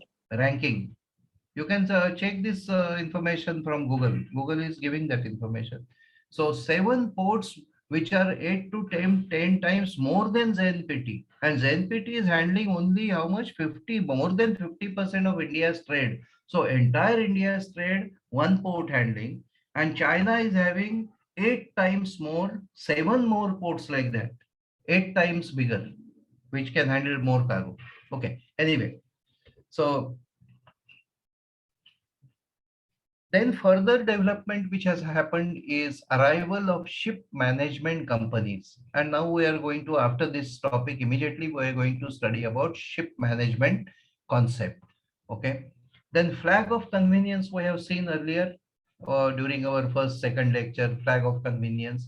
So people started going from one country, means from their country of origin to somewhere else to make more business or more profits to their business. So they started registering ships outside their country, where it is called as flag of convenience or open registry. Then multinational crew, because suppose Europeans employ Europeans on board, they will have to pay huge amount of money. But if they employ Asians on board, they will have to pay maybe 1/5 or maybe 1/7 or 1/10 also. Very small salaries they can pay. Or so a lot of savings is there. So that's why multinational crew. Automation, reduction in number of seafarers on board the ship. So as the technology improved, more and more,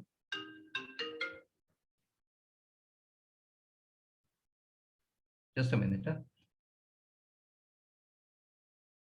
recording again. Yeah. So as the automation, more and more automation, that is also technological development. So with automation, with more and more equipments, better equipments, the number of seafarers employed on ship kept on reducing.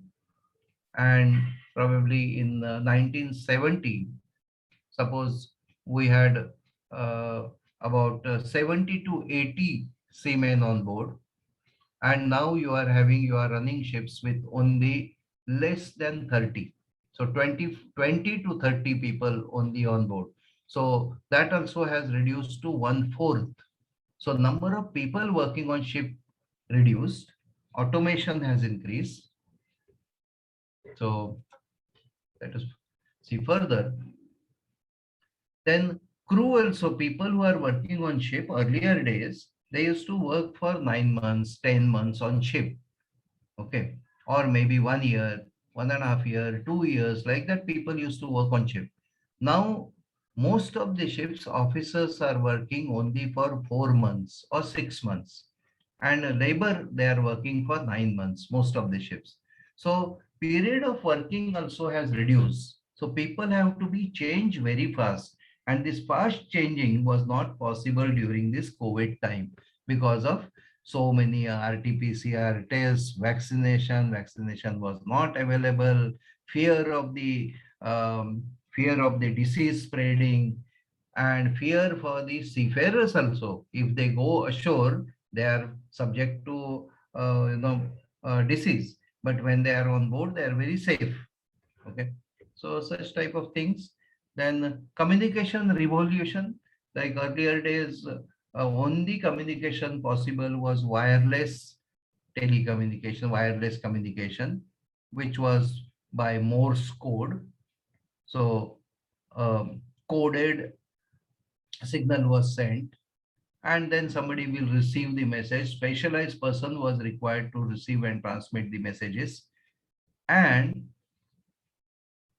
with this GMDSS, Global Maritime Distress Safety System, which is exclusively for shipping, satellites are there, which are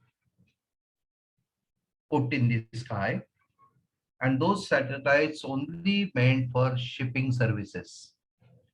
And now the communication is so easy that you can send emails with attachments, all messages by emails, and real-time communication is also possible. There is telephone calls also. Anywhere in the world ship is there, you can have telephone.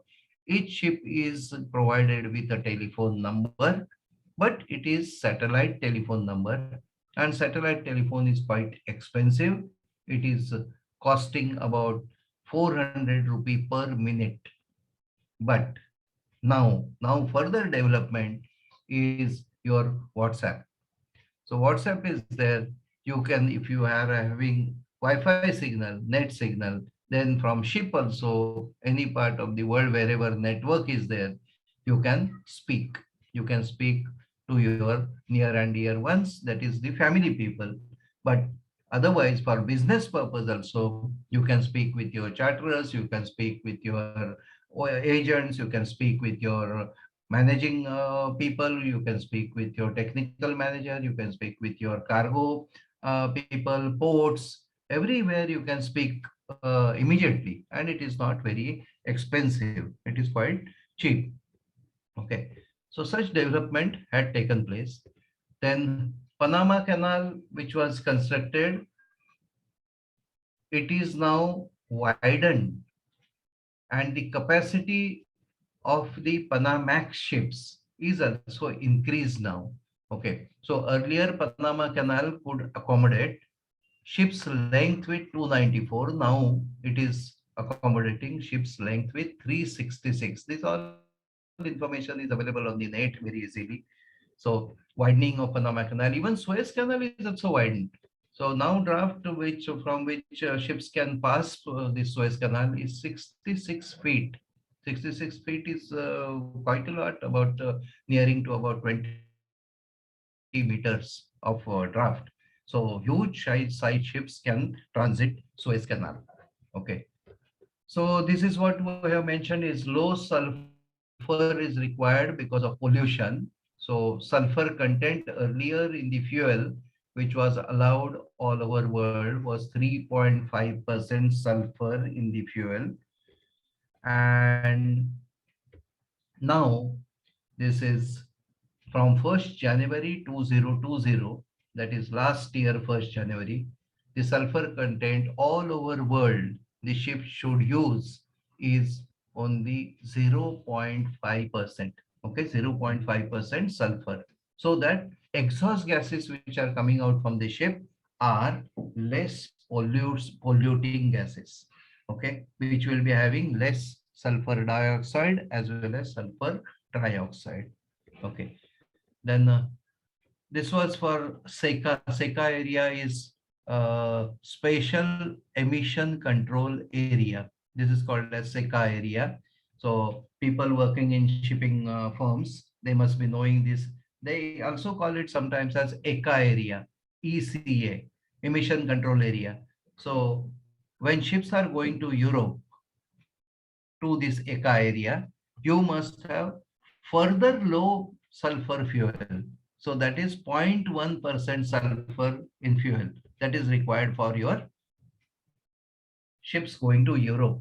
So ships also have to keep two types of different type of fuel. So this is for all other world, 0.5% sulfur, and this is for your European waters. So that is 0.1%, but this was made in 2015. This was made in 2020. So all this is having actually cost, increasing cost on shipping, as well as new compliance with the requirements. Okay. Further, ballast water management. This ballast water means for stabilizing ship. The ship takes in the salt water from the port when there is not sufficient cargo on board. But when ship is loaded with full cargo, then there is no ballast on board.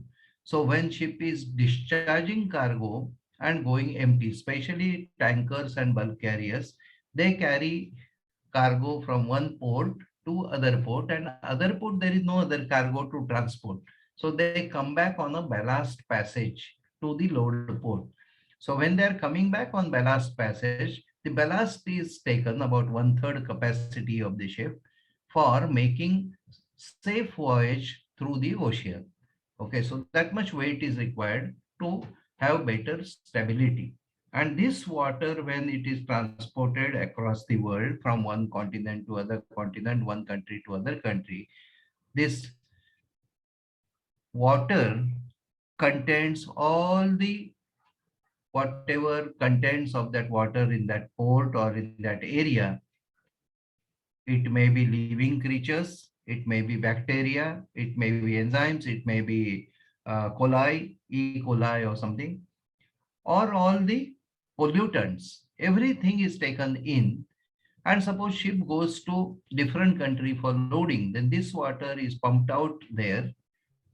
And when you are pumping out, suppose water is taken in Asian region, Asian countries, and taken to Europe, and Europe you pump out this water. Both places on earth are at different geographical locations as well as different ecology. So you are not disturbing the balance of the marine creatures, marine ecology, and that is not wanted by the many people.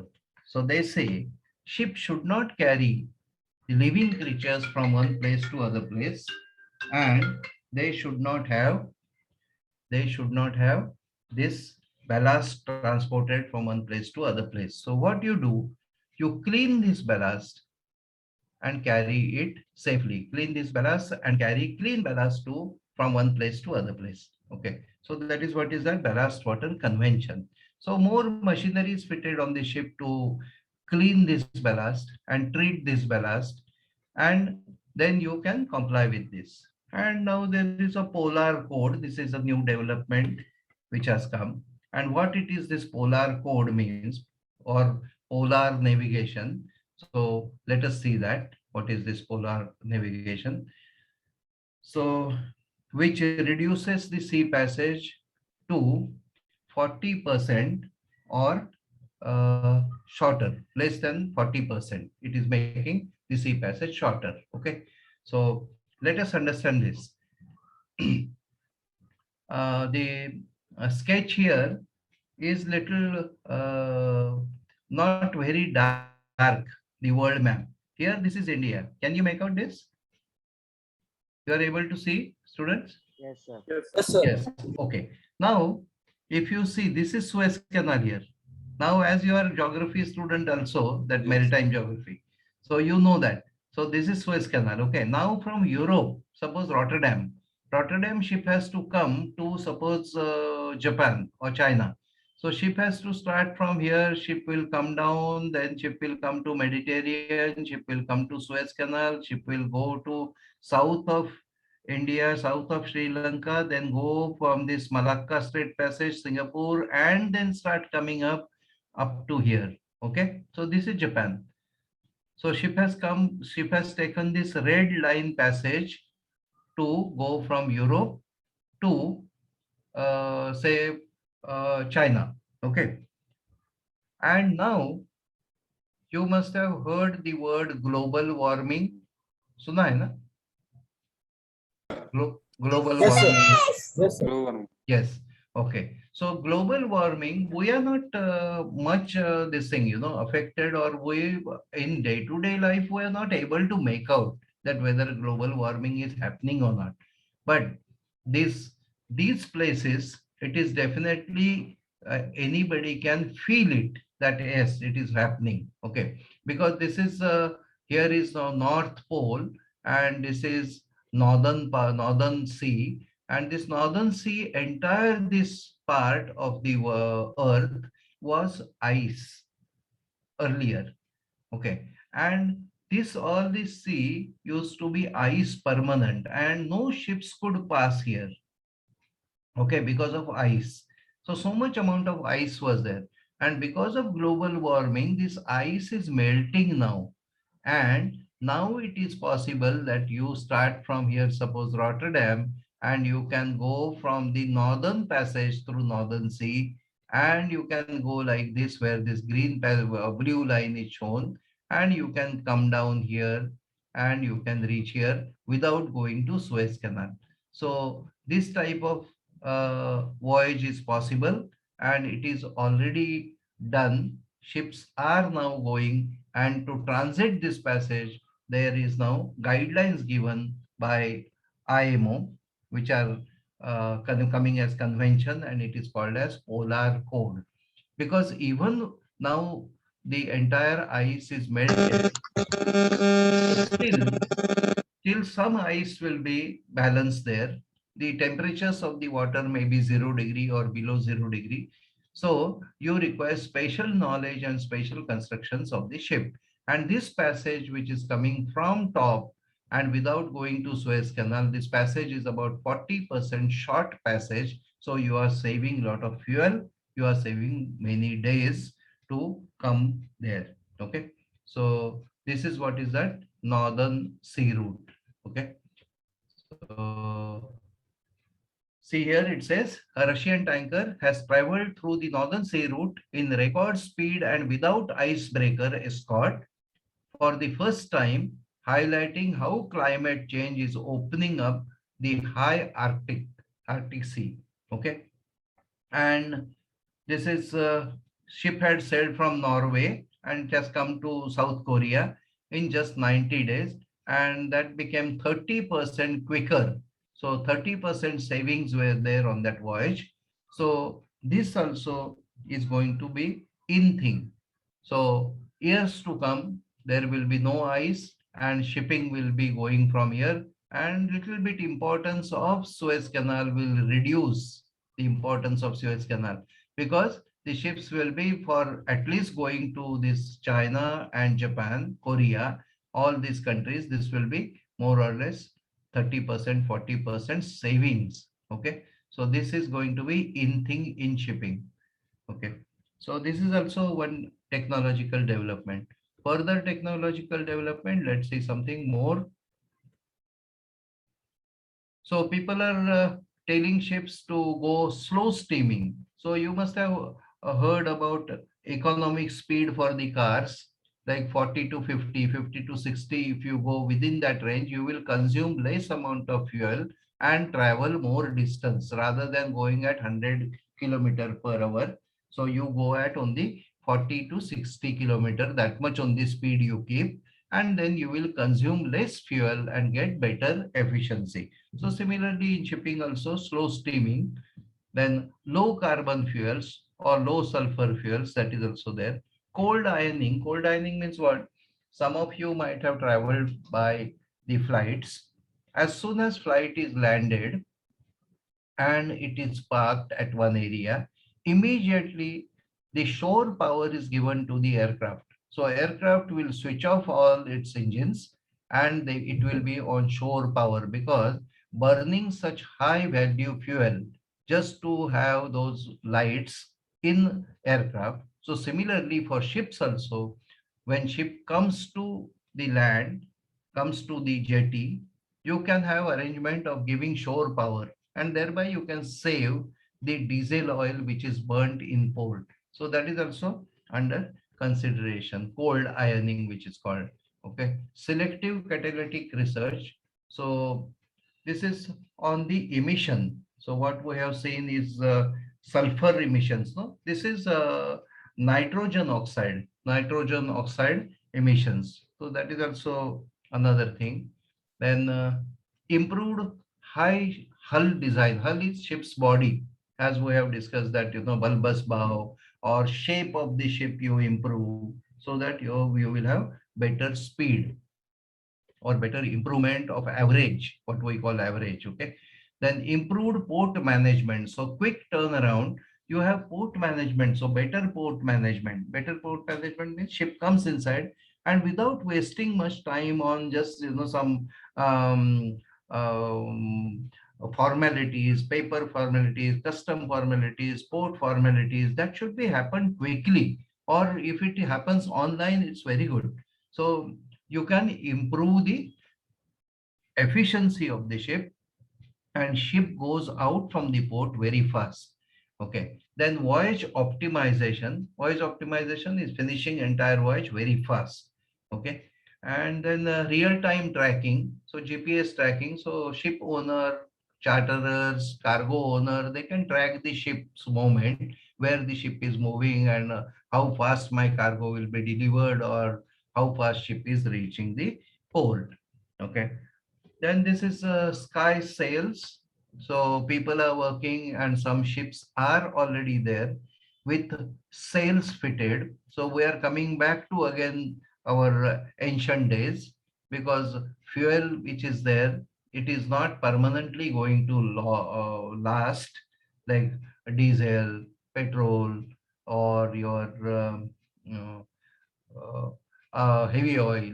So once oil is finished, then what? So you do what you do. You already have sailboats or ships sailing on the sail with help of wind. So that is also under development in various countries. And this is also another this thing, like Bombay High oil fields platforms which are redundant, which are not used anymore for exploration of oil, and they are useless now. So what you do, useless platforms, either you have to remove them from there because they are obstruction there. So what you can utilize them. So utilize how? You can put wind sails you can put, and you can produce electricity. So that is also under construction. Then solar, yes, many of you must be knowing government's initiative for having solar power all over India and installing many solar panels everywhere. There are several institutes or units or temples, or your charitable trust or big campus. They are fully uh, capable of running without electricity from outside. So they are having solar energy electricity fully. Okay. So one such this thing is many of you must have heard Shirdi. So you can put on net Google. Shirdi's entire kitchen is operated from solar power. Okay. Or your Shipping Corporation of India, which is also on sale by government now uh, to private parties.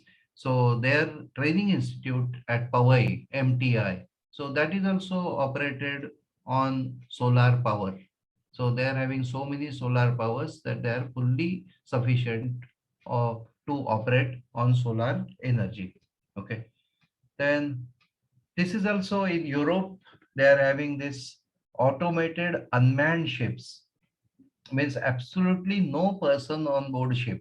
So these trials are going on for short voyages, and leading countries are Norway or Germany or Netherlands. They're leading in this, and they're making ships sail without people from one port to other port, just for trials and just to understand what can be dangers out of that. And maybe very soon that also may be successful. Without people, ships are sailing. Okay. So this is with this we are coming to an end to this small topic. If question comes on this, the question comes for 20 marks. 20 marks question. Just explain technological developments in shipping and whatever are given in your study material, plus your own knowledge, plus here in PPT or with this lecture, you can make your own answer and you can answer. But there are no short questions on these technological developments. Question is straight away 20 marks. Okay. So every year that question may not appear, but some years, yes, it is there. Okay.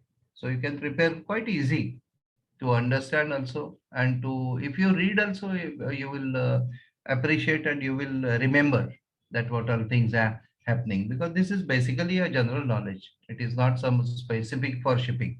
Okay. So we will move to next topic. If you have any Sir, doubts, you can come up. Yes, excuse me, please. sir. Yes, please. Sir, what is the fuel means the fuel, the vessel burning fuels? So what is the sulfur contents in that, sir? What is sulfur content means uh, uh, fuel when it is purified from the crude oil, there is sulfur inside the fuel. Okay. Understanding? When you Yes, sir. burn this, when you burn this fuel, Okay. this sulfur gets converted into sulfur dioxide and sulfur trioxide. Okay, sir. it comes out in exhaust. Okay. Yes. Okay. Yes, sir.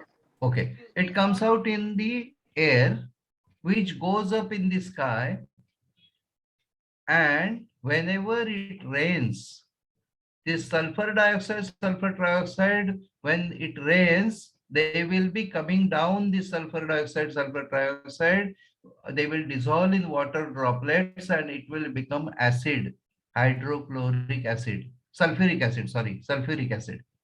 H2SO4. And Sir, then and that term has come as acid rains.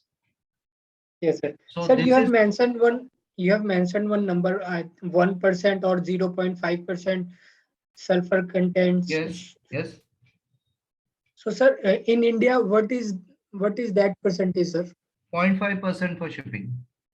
0.5%. So, Yes, sir, all over world, 0.5%, and in European waters, the specific areas where there is 0.1% from 2015 onwards, not now. okay, sir. Okay, sir. And sir, one more thing, I have heard something called open loop scrubber. What is that, sir?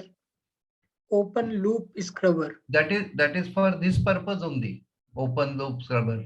See, whatever gases are coming out, so Okay.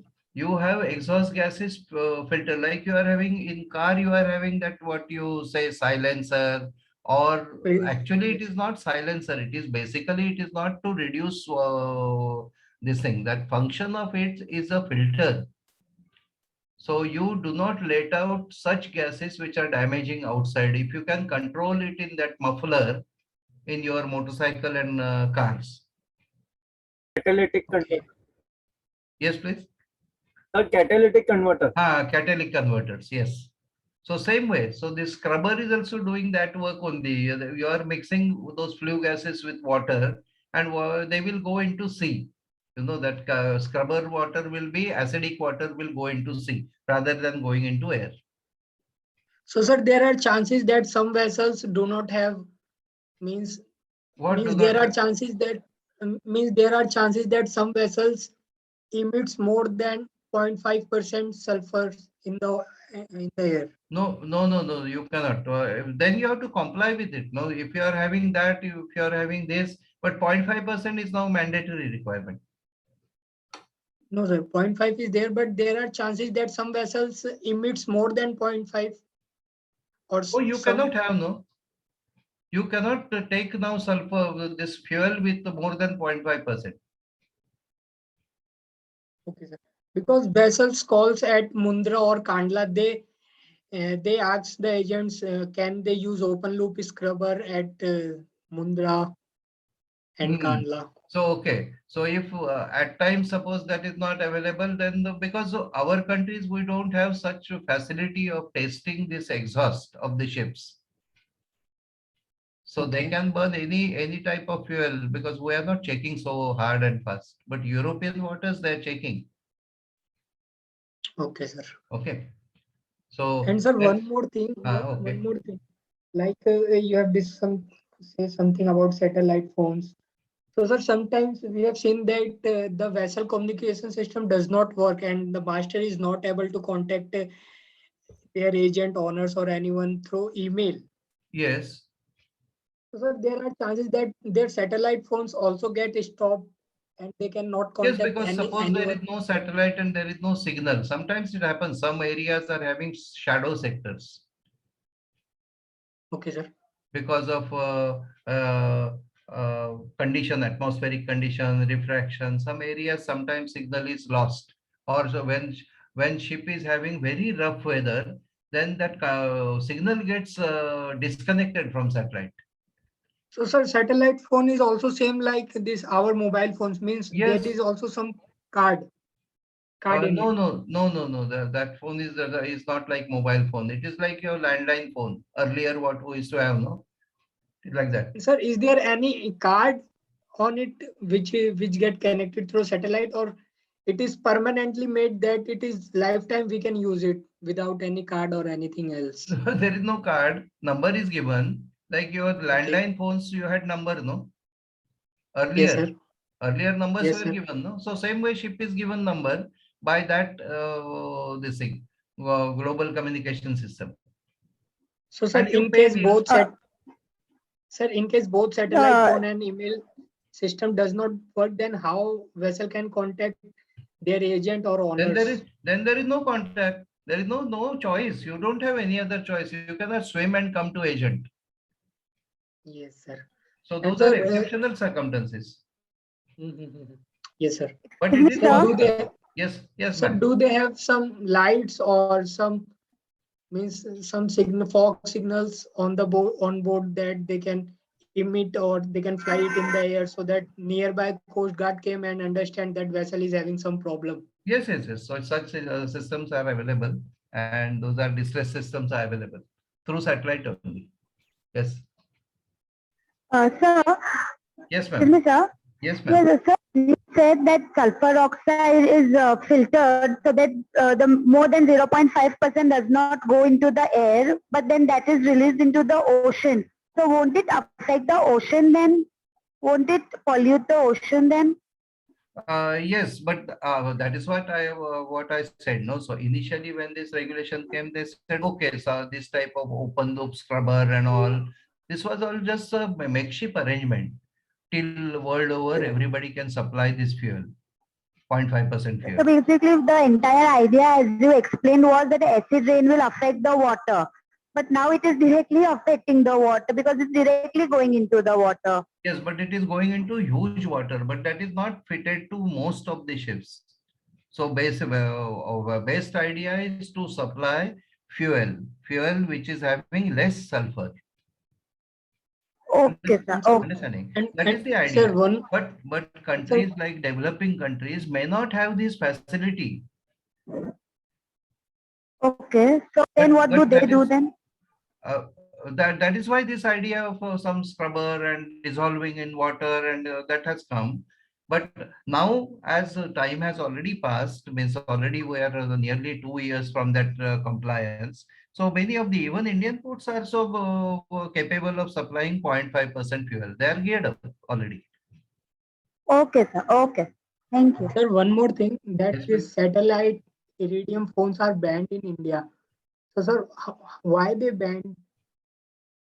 Why they banned They means such communication is not acceptable in those countries.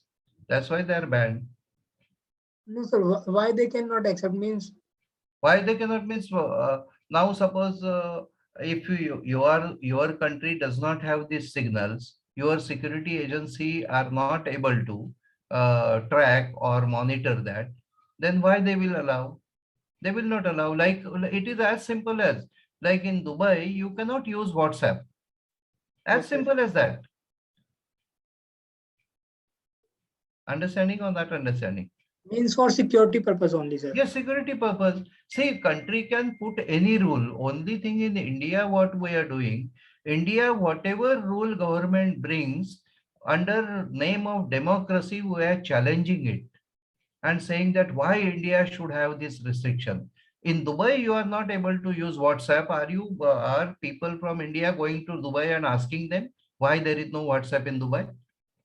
No, sir. Because the हिम्मत नहीं है ना पूछने का. India में हिम्मत है पूछने का. So anyway, that iridium phones are not allowed because it is government does not accept that. As simple as that. And it is not recognized universal communication. Excuse Yes, me, sir. sir. Okay. Yes, please.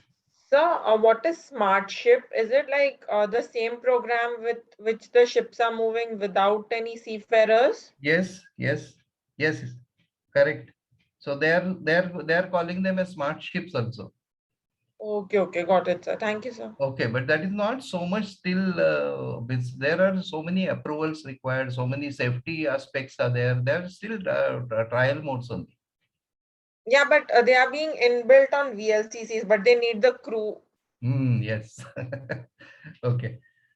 So we are still far away from that. How to go unmanned. Anyway, any more questions? Sir, if there will be smart ships, India will have less corruption. So that yet to happen. It will take long time. Okay, we need not worry about that. Sometimes it may not happen also, because without unmanned ships to move, you can have small passages, from here to here to here, which are controlled passages, possibility. But for entire passages across the globe, it may not be possible. Yes. Sir, Okay. excuse me, sir. I have one question. Like we see the Suez Canal and Panama Canal, Hmm. and we also see in 1967, when the Arab and Israel was forced to for the war, Hmm. the Suez Canal is blocked. Hmm. In any chance, means any if nowadays in Russia and America is like battle and all, they can use one canal for both. Like they use Suez Canal for the warship, and the Russia is also Suez Canal for warship, and that same time America is also used Suez Canal to warship. Is Suez Canal Authority pass the both of a state to go through this area, sir?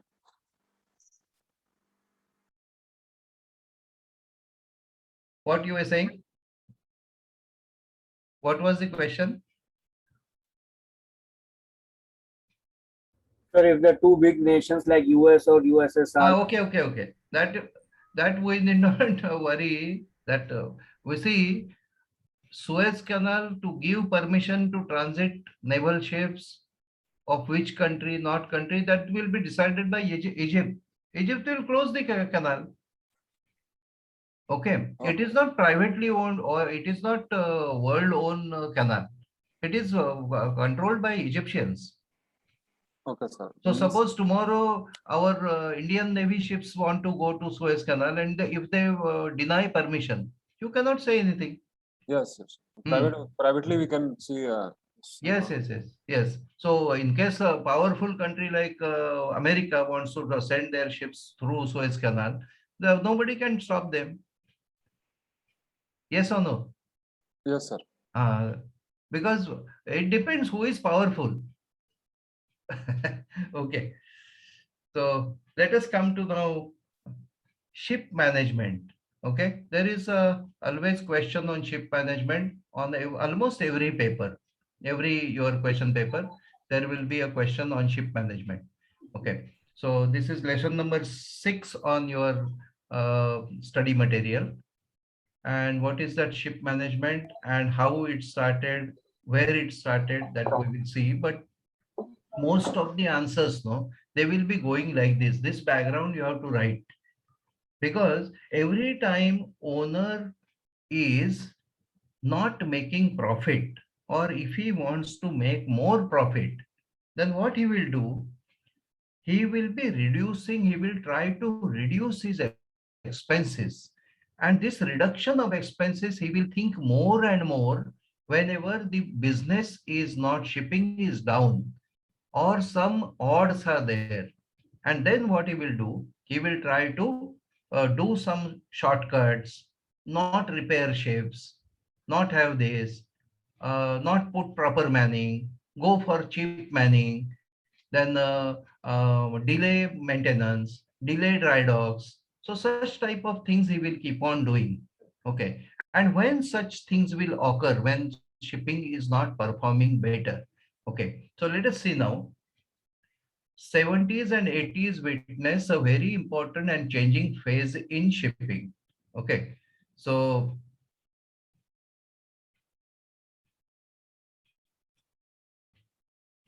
70s to 80s. Okay.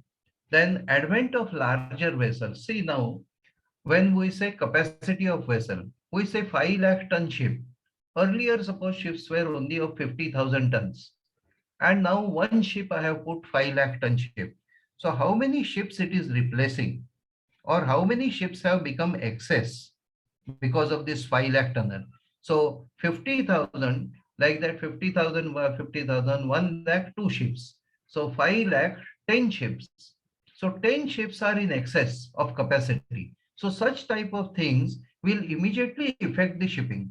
Suppose there are only 5 ships, suppose 10 ships were required to transport the cargo. Now you have put 5 lakh tonner one ship. One ship has come and it is transporting cargo. These 10 ships have become idle. So freight rates will immediately come down. And rates come down, the ship owner will be taking corners, cutting corners and making more and more profit. Okay. Then oil tankers, bulk carriers capacity, development of containerization, cellular containerization. So container ships, when in 70, 73, 75, 78, 80, these container ships were how much size, you will be surprised.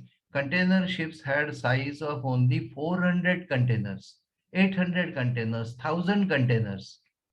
Shipping Corporation of India had purchased brand new ships in 1993.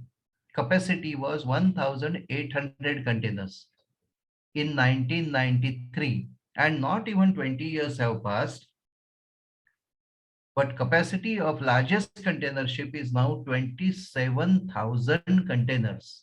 So where 1,800 containers and where 27,000 containers?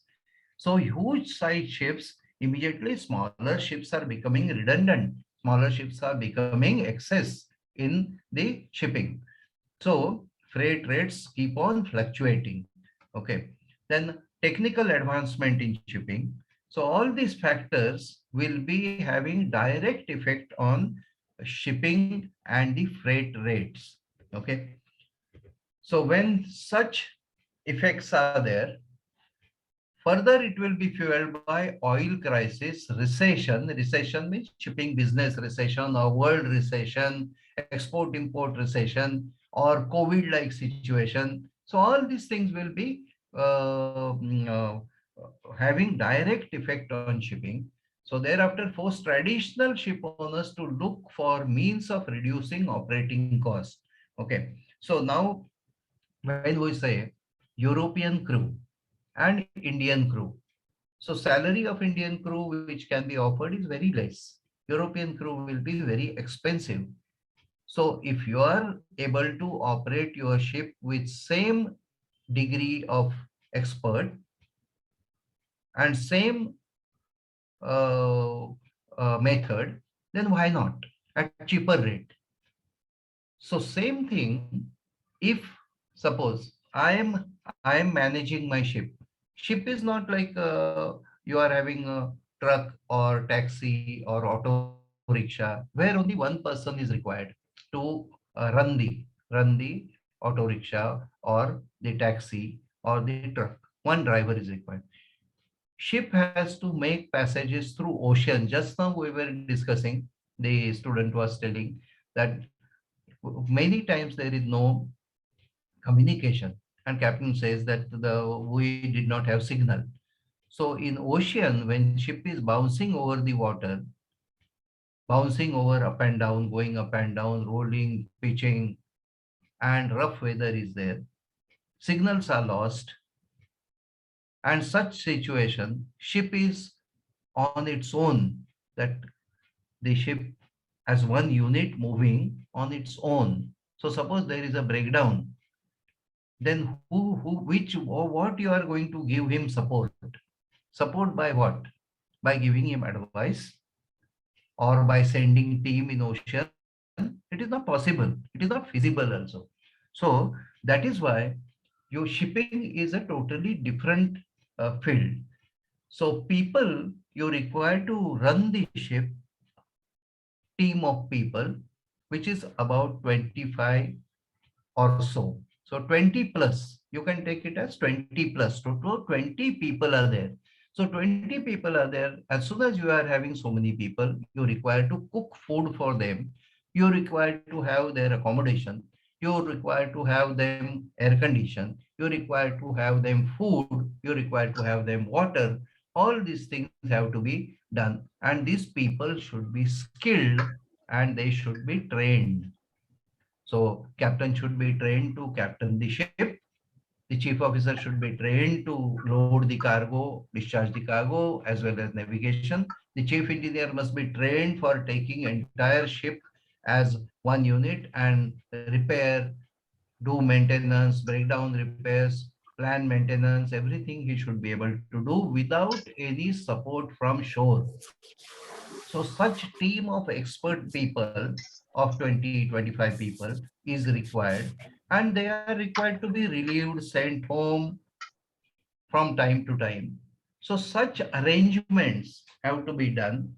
Then ship has to be surveyed, ship has to be audited. We have seen ship waiting also. So ship's waiting also has to be done. So many activities are required to be done. So it has to be managed by somebody.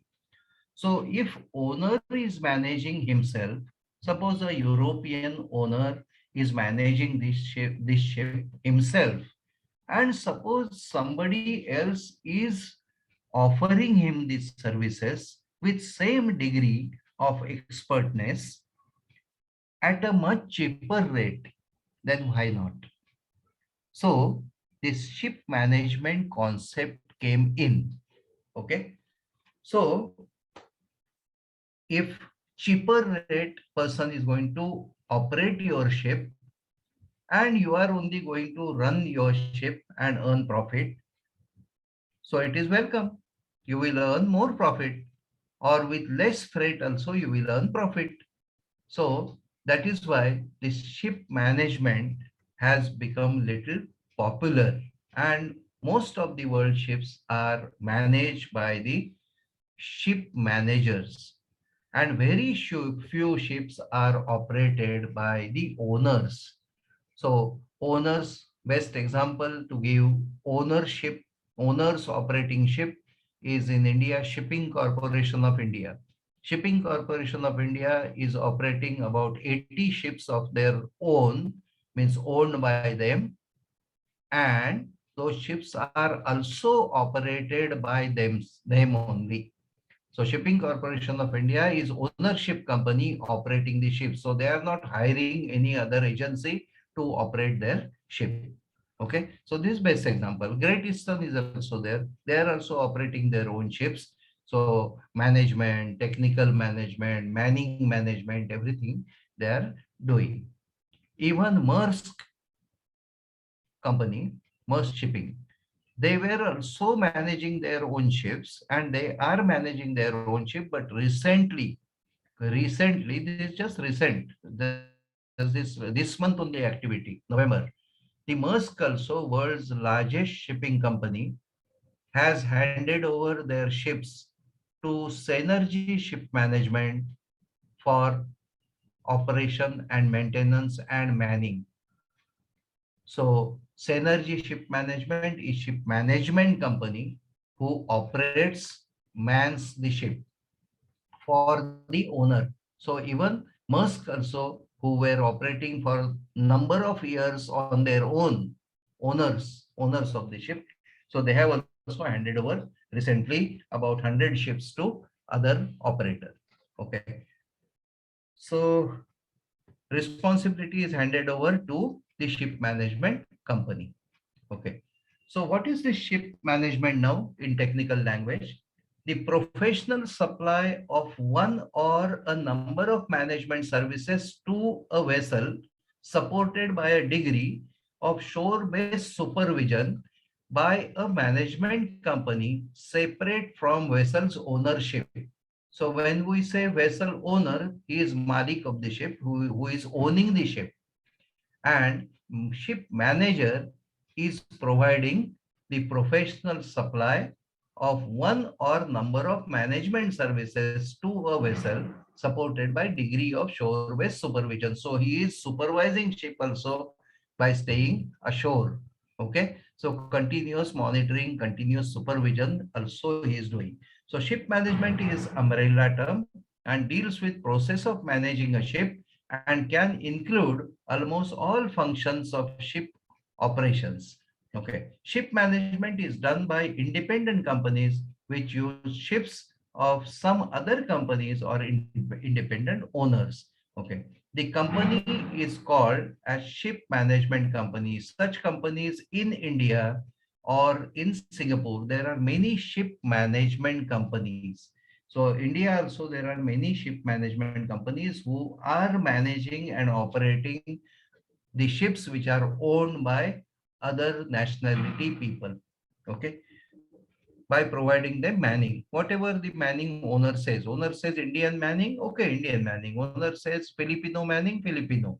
Owner says Russian manning, Russian manning. Owner says Chinese manning, Chinese manning. Okay. So like that, they are managing. The ship management company manages ships for owner and pays him yearly amount, which is settled between owner and ship management company. Well, naturally, the ship manager is going to charge the owner something, X amount of money, which may be monthly or which may be 6 monthly, quarterly, or yearly. Okay. The ship owner signs a contract and leases the ship to ship management company for defined period of time. So there is a contract between ship owner and ship management company for operating it safely. The ship management company can operate different type of vessels or just concentrate on one type of vessel. So this type of vessel means ship management company may be operating tankers, bulk carriers, container ships, then your ro-ro ships, LPG ships, different type of ships also they can operate, but otherwise they may be specialized only in one type of ships, maybe tankers or maybe container ships. Okay, so that is also possible. So in ship management, there are three type of managements mainly. One is called as manning or crewing management. This is that manning or crewing management. Other one called as technical management. Third one called as commercial management. Okay, so manning management, technical management, commercial management. So these three activities, it can be handed over to other party to do it. Okay, but out of these three, this activity is taken care mostly by owner. Owner himself keeps the commercial activity. Commercial activity means giving ship on rent, chartering ship out to somebody else, or booking cargo. This owner can do it better. And along with that, even insurance also the owner does. Insurance related matters, because he can get better deals from the insurance companies, and even commercial also the owner may be having better hold in the industry rather than the ship manager. Okay, so this is three fields. Each field, there can be one question, what is ship management, and describe crewing management, describe technical management, or describe commercial management, or it may be describe manning and technical management. So such questions can come for 20 marks. Okay, efficient cooperation required between ship and shore. The above three functions can be given out to ship owner together or separately.